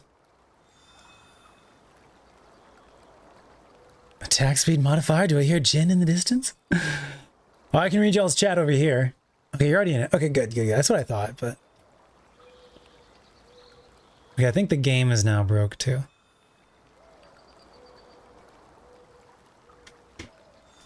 Okay, let's try Control-Alt-Delete. Something has broken with the visual aspect of it. Can you see the mouse? You can still see the mouse, too. Okay.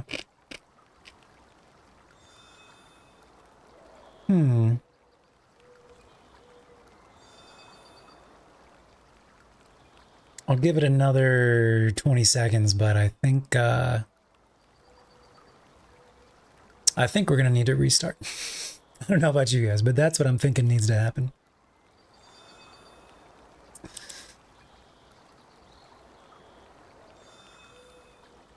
Control-Alt-Delete does not seem to have done anything. There we go. Hold on. There we go. Something's happening.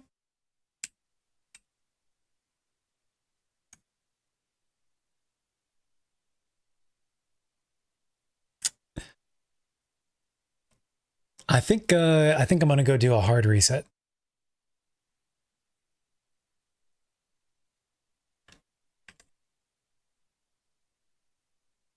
I think the PC is tired. Let's let them reset real quick.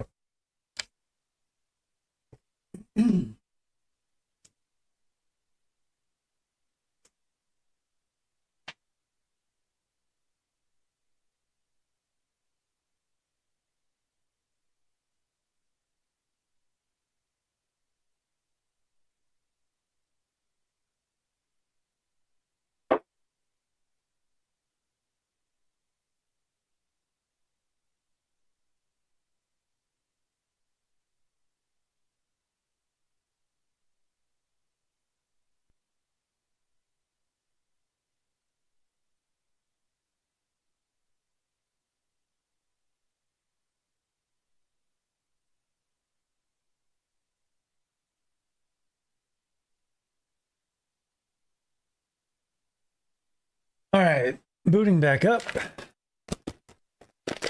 Time for another sneaky snack. You puppies think you're gonna get some of this? Huh? Welcome to the No Signal stream.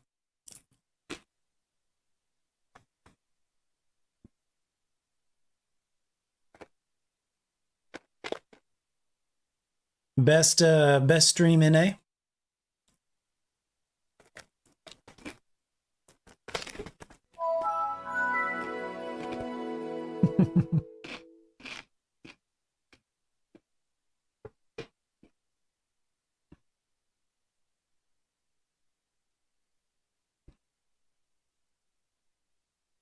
Best stream in A. Did I try blowing on it? It's already got a fan. Oh, look at that. The chip is... can use this as like a special device for X-ray. See through the TJ to the background.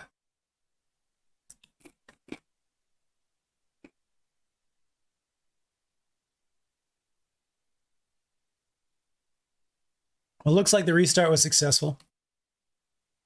So once it finishes loading up, I'll get everything going again.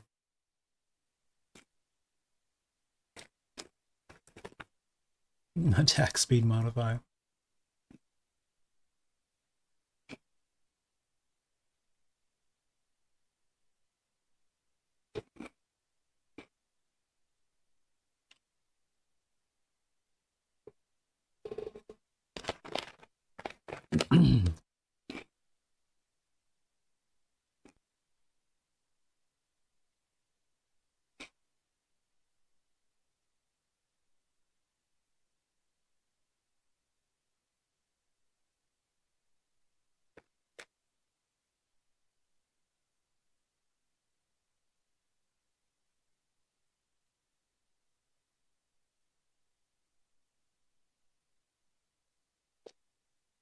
I do slowly become more and more invisible. Blow up when I eat invisible chips. That's yes, that's correct. That's how it works.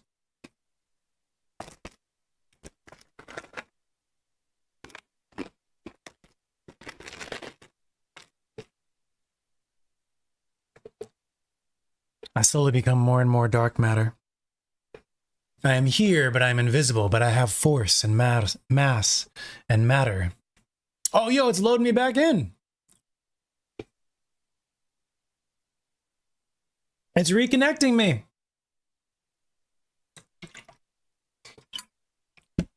Maybe I won't be like too destroyed yet. Did we really load in with like 6 river sprites? Adorable. I didn't really expect it to do that. I was expecting it to have to do another fresh game. How's everything going for you guys so far? Is this a good placement for me in the corner?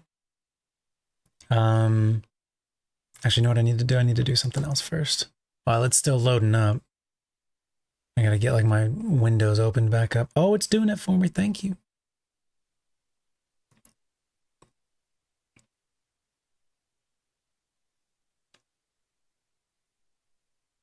I do need to go make some dinner in a little bit and probably take the dogs. Oh my God, it's almost 9 o'clock. I do want to get up early because it launches at like 5 a.m. And that'll be the best way to learn. There's something down here that says 11% at the bottom of my screen.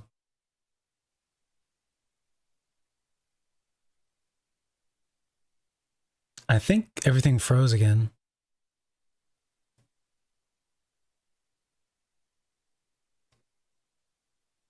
It might be the game crashing things.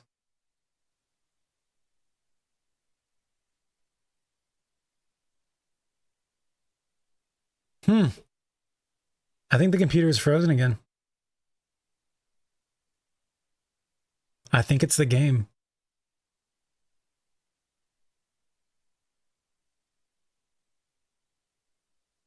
Huh. So I wonder if it's like an item or something another player has or is using. Is it this 3-star Mixmaster Chonk?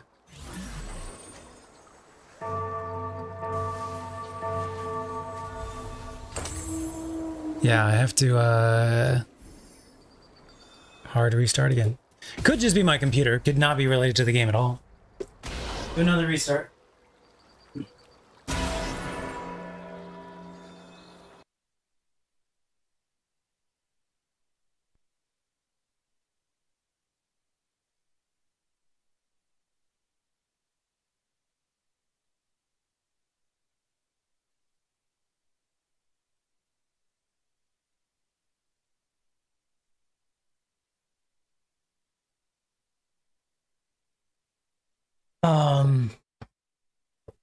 It's definitely something visual because the computer still is operating fine. It's just visually frozen. So I think it's probably something with the game.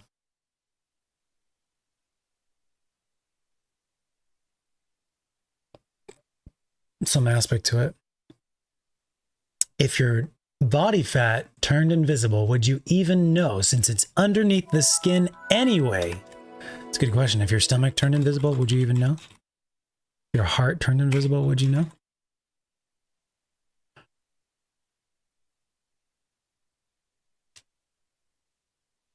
If literally all of your intestines were invisible, you wouldn't know unless something gruesome happened. But that'd be kind of crazy. You get sliced open, doctor's going to do heart surgery on you. Can't see the heart. You're kind of fricked, dude. Can't fix what I can't see. We'll try one more time. Or should we give it? We should probably give it some time to let that game finish, I guess.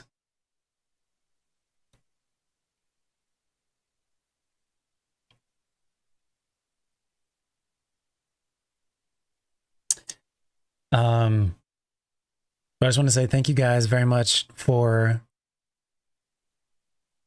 being here and helping educate me and help me. Appreciate it very much from Fuzzy, Wolfie, and Fangle, and everybody else for helping me pronounce things correctly. It's important. Hi, do you need to go potty? I bet you do. Okay, maybe we take a potty break and let that game finish. Surgery using infrared goggles. That'd be a sick. Game over, man.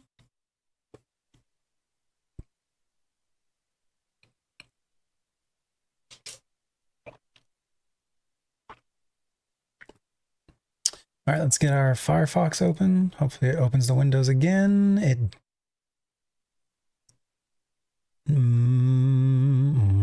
doesn't look like it's going to. I had like a million windows. Restore previous session.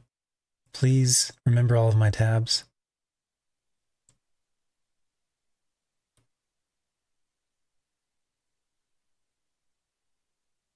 Oh my God. It doesn't have all my tabs.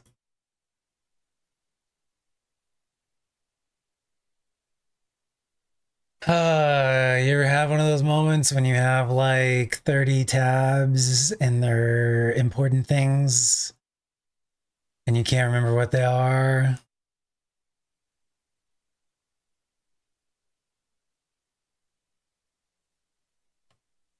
Well, such is life sometimes. Fresh start.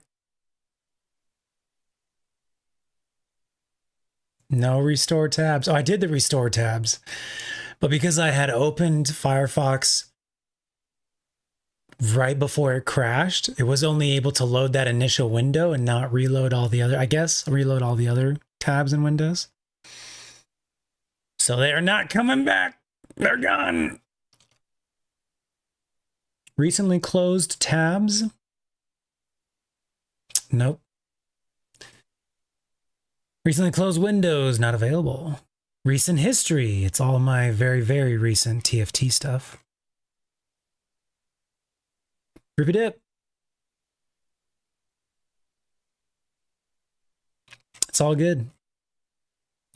We should go through your internet history. You'd like that, wouldn't you? I'm going to take the dogs out real quick. Quick potty break. I'll leave you with some music. While that game ends, just in case it's something in that particular game that's causing the issue. Yeah,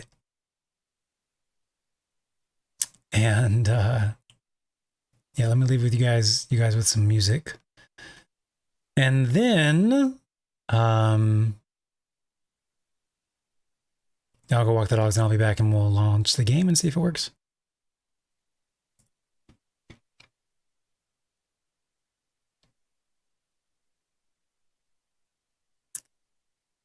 Yeah, let's just do, I'll play you the arcane music. That was pretty good. JK, I'm going to do the other one.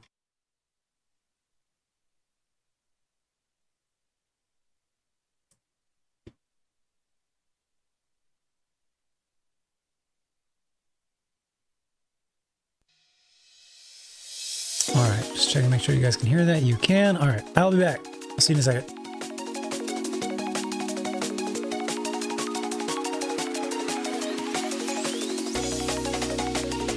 Good night, Fuzzy. Thank you very much for your help. I'll be streaming tomorrow, getting into the tournament, and I'll see you whenever. Come on by. I would love your continued assistance whenever you have time. Thank you so much for your help. Good night. I'll be back. I'll be back.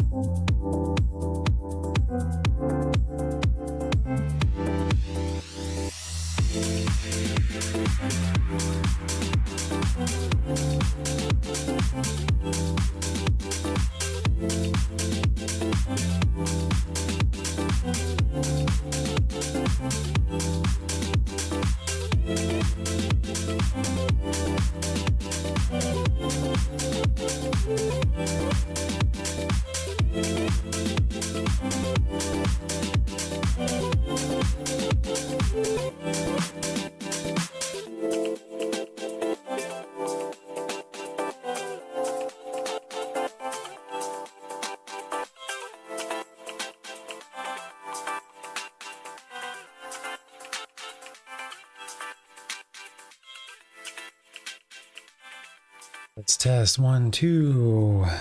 Don't want to be yelling at you out of nowhere. All right, let's try this. What is this song? It's titled Across the Universe. What kind of shenanigans was that? All right, here we go.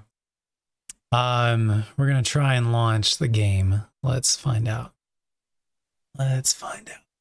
If this doesn't work, we'll just go to bed and get up early and download the fresh game and all that good stuff. I mean, honestly, I'll probably just play one game left. So it really doesn't matter. Let's see. Connectivity issues. When entering a game, if you encounter critical errors, you can dismiss and reconnect. Has this stuff on the main game here, whatever. Quick play queue, temporarily disabled. Anyways, all right, let's try it. See what happens.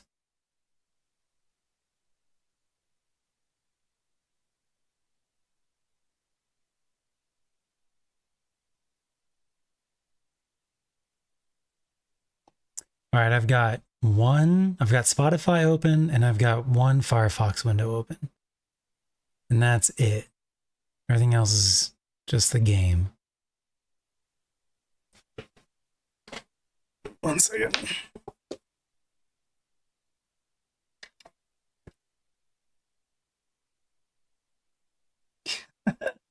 I'm so wrapped up. There we go.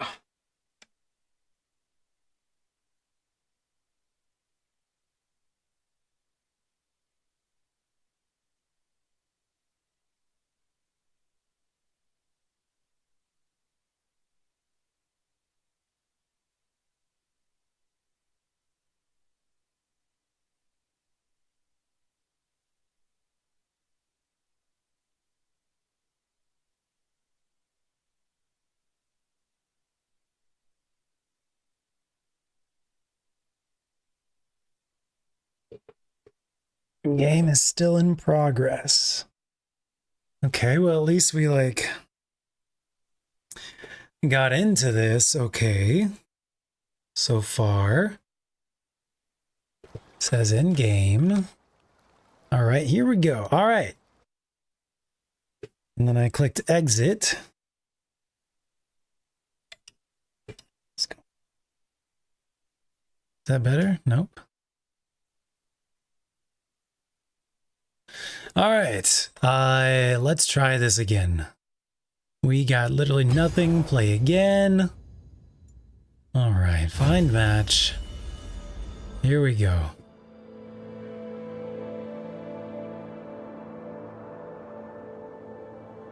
You double dog dare me to yell at you. Am I correct in that? Is that what you're saying right now, Blowwolf? My headphones are actively changing. What is going on? Everything is self-destructing right now.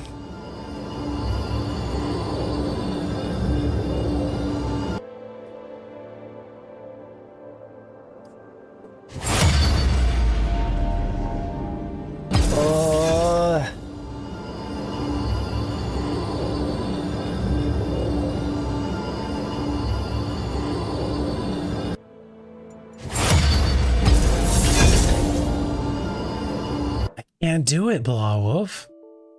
Amazing. Amazing.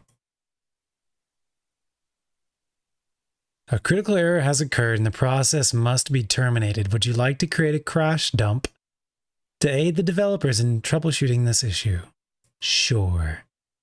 A full memory of this dump, of this process, lets us better troubleshoot the issue. However, it generates a considerably larger file that may take much longer to upload. Oh, we got good internet.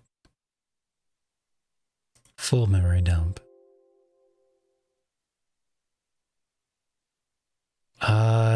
Sure. Okay, bye.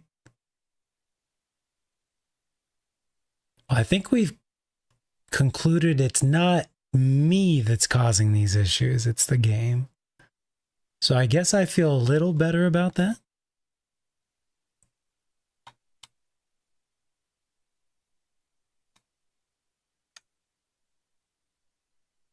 Did it crash again?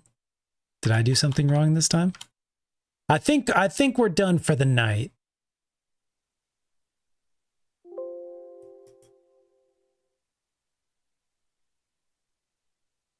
Blawwolf is the critical error that keeps crashing it. Apparently so. I think we're done for the night. After crashing multiple times, 3 times in a row, I think we can call it. So, assuming that the main version of the game is fine, it will come out at 5 a.m. tomorrow. Actually, it's 5 a.m. local, the entire world. So every region it releases at 5 a.m. locally. So if you're interested and you want to try it out and jump in, 5 a.m. is when you can. If you're awake, if you want to get up, whatever. I'm going to go to bed pretty much right now. We just took the dogs out, so I can pretty much go crawl into bed. And I'll be up and online and streaming as early as I can. 6 a.m., 7 a.m., maybe even earlier. Doubtful, but maybe. Doubtful, but maybe. And we will begin the tournament. The tournament the format is playing in ranked. And basically we have a 4-day grace period, the first 4 days. So Tuesday, Wednesday, Thursday, Friday. And then at midnight Friday, basically, the bottom 4 players or 2 players or something will get eliminated. Eliminated every day for the next week. So Friday midnight, eliminate 2 players. So Saturday, the first 2 players are eliminated, and then Sunday, the next 2 or 4, however many. I forget which number it is. So we've got 4 days to play ranked and get as high as we can in ranked, and to continue grinding up as high as we can in ranked. That is what I have to do. And the higher we get, the more gifted subs we get. He has something like $40,000 total to distribute, but it's amongst 3 or 4 different categories of players, including, we're in the super casual one. And then there is the advanced league, and then there is the pro league. And again, obviously we are in the super casual beginners league.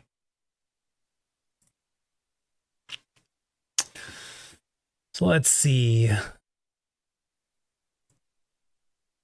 There's 40 players remaining in each thing up until, so it's 4 players per day. Bottom 4 players per day. So we just need to be not in the bottom 4 every day, and we will win ton of gifted subs, which could be you guys. So teach me and you will get ad-free streams and emotes. If you get eliminated, do you die in real life? Yeah, that's how this works. So you guys, depending on how you feel about me, keep me alive. Go into other streamers' streams and sabotage them. Be like, no, I swear, all punks is legit. It is OP. You just got to land it. That'd be so funny. It seems like it would break TOS.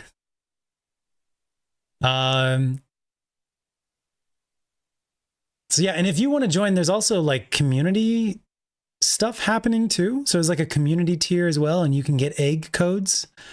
And I think he's also giving out like 10 random IRL loot boxes, like a loot box of physical gear. And one of those is going out to the community. So if you want to play, if you want to potentially play in for that, I think you can do that as well. If you're like good at TFT and think you can do well. So that my job is just to like not be the bottom 4 every day. So we're going to try and get as high as we can. I guess, you know, getting an early start will be, because it takes a certain number of games, right? How does ranked TFT? Let me look this up. TFT ranked system explained. How to climb TFT ranks fast.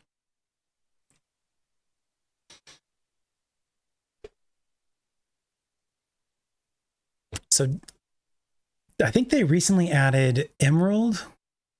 So it's Iron, Bronze, Silver, Gold, Platinum, and then I think it's Emerald, or maybe it's Diamond and then Emerald. But anyways, Platinum, Diamond, Master, Grandmaster, Challenger. Although the ranked tiers function the same, each having 4 divisions until Master, the way LP is earned is different. Because I can show you guys this.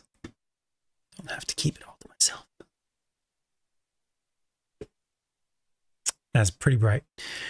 Players just need to place in the top 4 of a game to receive LP, with more LP being rewarded for higher placements. So I don't have to get first, I just have to get 4th or higher. However, with LP gains for the top 4, there are LP losses for the bottom 4 that also scale, meaning a player might receive 50 LP for first place, but also might lose 50 for an 8th place. Okay, so this is Iron, Bronze, Silver. Plays against Iron, Bronze, Silver, and Gold. Gold plays against Iron, Bronze, Silver, and Gold, and I'm going to assume Emerald. Emerald only plays against Gold, Emerald, and Diamond. Do I have that correct? Platinum. Not Emerald. Platinum. Etc., etc., etc.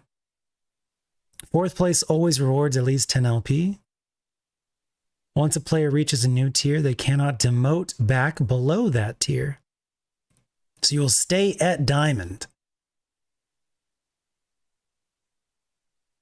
However, their MMR will continue to drop, making it very hard to climb due to very poor LP gains and absurd LP losses. What is MMR? There are no promotional series in TFT, meaning once a player reaches 100 LP in a division, okay, LP is how you climb, I guess. Oh, here is the LP stuff. Okay.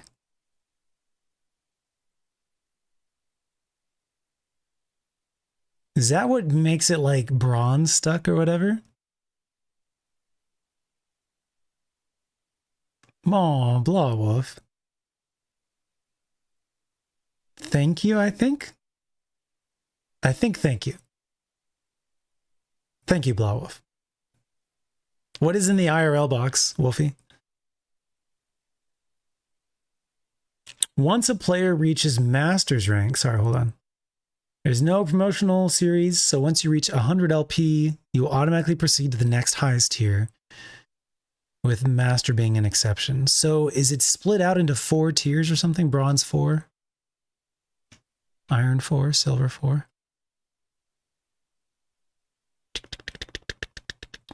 Each having 4 divisions until Master. Yeah, Bronze 1, Bronze 2, Bronze 3, Bronze 4. Silver 1, Silver 2, Silver 3, Silver 4.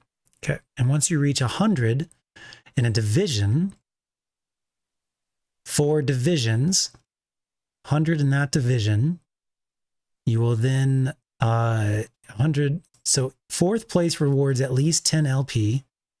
1st place might get 50, so you could maybe minimum 8 games to get through a thing. So let's say you're a godly player. It depends on where you start, but if you start in Iron, you would theoretically need, if you can only get a max of 50, I have no idea. Let's assume it would be 8 games to get out of that, 8 games to get out of that. So you're potentially looking at like 8 times 4 is 30-ish, 32. You're potentially looking like 30 or 40 games minimum just to get to platinum.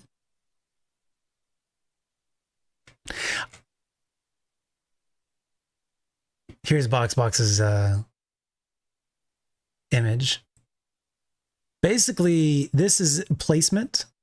First place, second place, third place, all the way down to 20th place. There are 40 people in my league, casual. So I need to make it to top 50% to get some gifted subs for you guys and me. Basically, if we make it to first place, that's a lot of gifted subs. But even making it to like, what would we call this? First, how do you even call that? 20th? But it's like a quartile, right? Because there's like 4 players, there's 4 players, there's 4 players, there's 4 players. So if we make it to the 4th, is it quartile? I guess quartile's not. 4th quad. Quartile would be 25% of each. So if we make it to the 4th quad, 3rd quad, if you make it to the 3rd quad, well, there's 5. There's 5 quads on this screen. 1st, 2nd, 3rd, 4th. Yeah, 5 quads. I don't think I'm going to make it in the top quad. I'm pretty confident about that. You never know, but I don't think I'm going to make it in the top quad. I think if I try really hard and I use my little spreadsheet and you guys teach me how to play this game, I think we could maybe go for this mid quad, which means we need to survive for at least until, okay, it starts on December 21st. This is the 21st, 22nd. We need to survive until the 29th minimum to make it just to the 20th place. So we got to survive to the 29th. If we want to make it to the mid quad, then we'd have to get to like, what, top 12? So 29th all the way to December 1st. If we can last till December 1st, I'd be proud just making it to like the mid, so the December 29th or November 29th. But if we can make it to the 1st, I'd be very proud of us.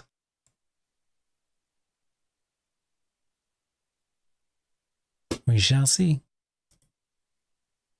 So once you get 100 LP in a division, you automatically proceed to the next one. Oh, hello, Emily. I do have a surprise for you.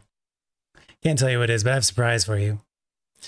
We're like wrapping up stream because the game crashed 3 times.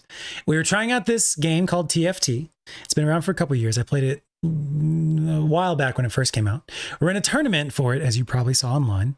Starts tomorrow at like 5 a.m. and goes for like a week or 2, depending on how far we make it, of course. And we were playing like the test version today. And a lot of fun, but it's like, it's not perfect and it's not 100% stable because it's like the test version. So it crashed on us a couple times. So I was finally like, all right, I'm just going to go to bed and get up early and play the real thing when it launches at 5 a.m. tomorrow. I don't know if I'll be up at 5 a.m., but you know what I mean. And we're just kind of looking at how like we level up and stuff. So I'm not going to show you the surprise right now because we're like wrapping up the stream. But when you come by sometime in the next couple days, because we're going to be streaming the tournament, I will show you your surprise. Thank you very much. I have a surprise, but I can't tell you what it is. I mean, I can, but I'm refusing to tell you what it is. What is a good walking shoe for Disneyland? Mouse? Is that I can never tell. Is that a serious question or is that a pun? A good walking shoe would be like a good tennis shoe with thick soles and good socks and I guess you could wear Crocs if you're going to go on water rides and stuff, but since Disneyland is only a very few number of like water rides, then usually they're not getting you wet. Good thick soles and good socks. Thank you, Emily. There you go. Yeah, Minnie Mouse themed stiletto heels for sure. For sure. That's a good one. That's very, yep, you will not regret that one. Well, I mean, it just depends what your goals are. Once a player reaches master rank, LP scales infinitely. Instead of reaching an LP threshold like 100, players in masters and above are competing for a number rank with the difference between master, grandmaster, and challenger just being how many people are above or below a player. That's insane. There's an LP floor that one must have to reach the minimum LP required to hit grandmaster and challenger. A player must have at least 250 LP to qualify for grandmaster and at least 500 LP to qualify for challenger. However, these minimums will likely not nearly be good enough to qualify for these respective ranks as the season goes on. That's because there is a set number of spots available. That makes sense. You don't just have to have a minimum of 500. You have to have the minimum of whatever, guy who's in 10th place and is holding that spot. It might not be 500, it might be 600, it might be 700, whatever his score is. You have to beat him to get that spot. And then he can keep earning more LP. That's insane. That's insane. Very cool. Well, we're not going to be reaching that, so it doesn't really matter. Ranked resets. Okay, very cool. This is probably all the same thing.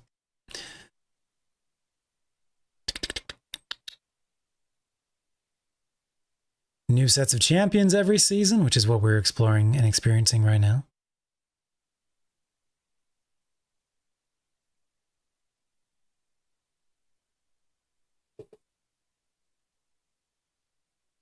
Earn LP points. Every 100 LP points bumps you up to the next division.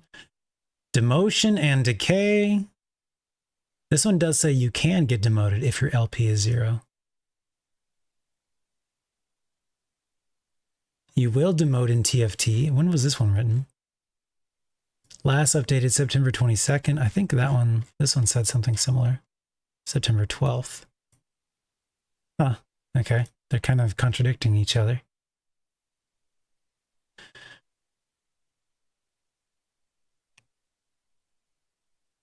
You don't lose LP during 5 placement matches, but instead you gain increased LP from winning.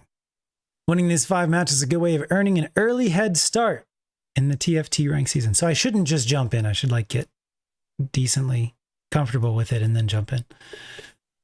To climb the ranks in TFT, you need to earn LP.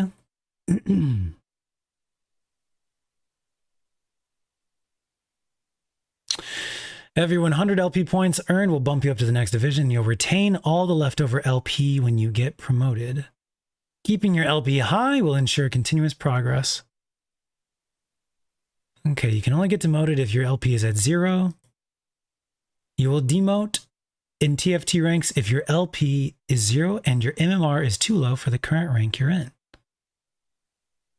Decay, starting in Masters and above. Okay.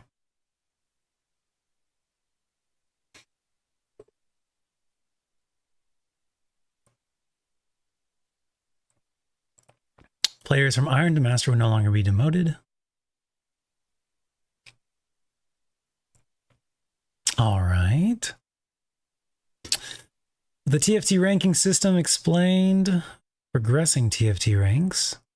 Playing with friends can't positively impact your TFT ranks. And it's a bad way of improving your odds at winning.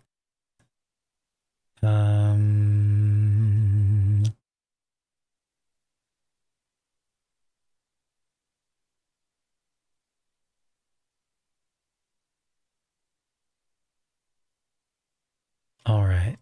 Okie dokie. Well, we'll learn more tomorrow when we jump into the actual game. Hopefully it's not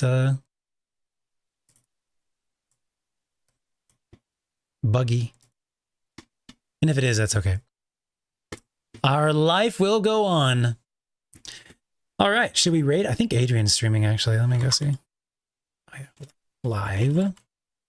Following. There we go. I know how to do these things sometimes. Let's see if Adrian is live. Neither of us have been streaming very much recently. LOL.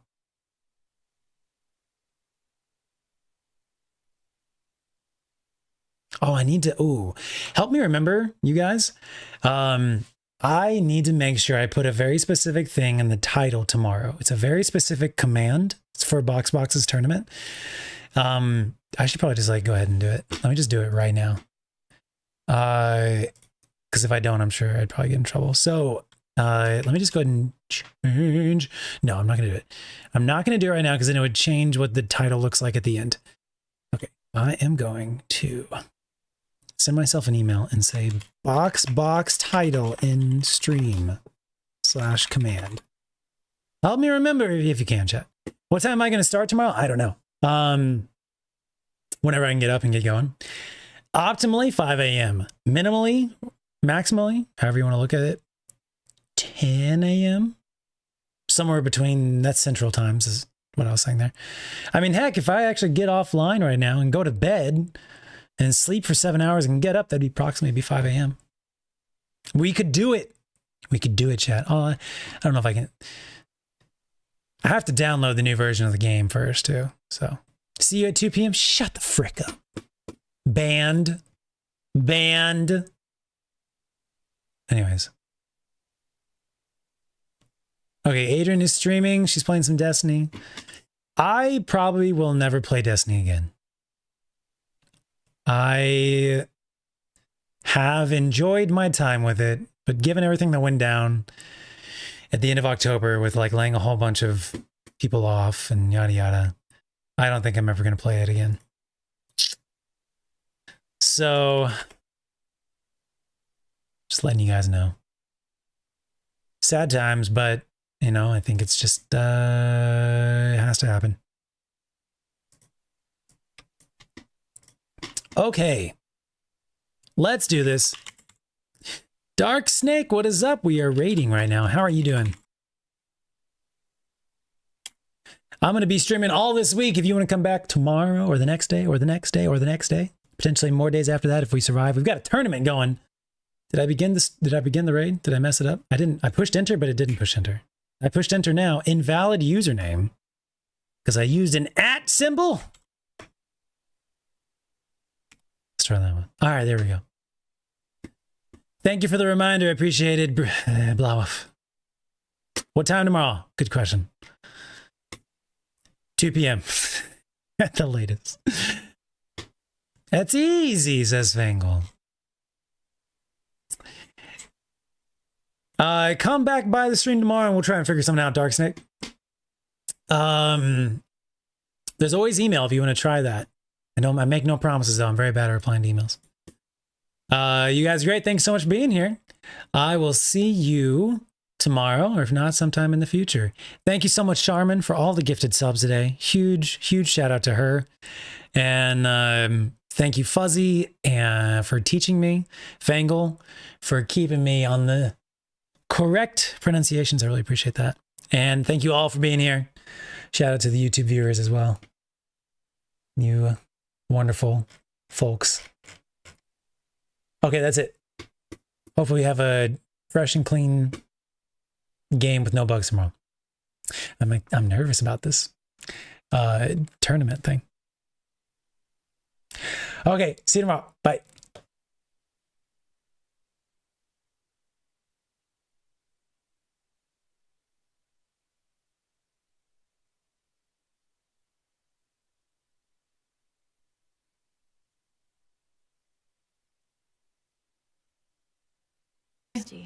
Hi.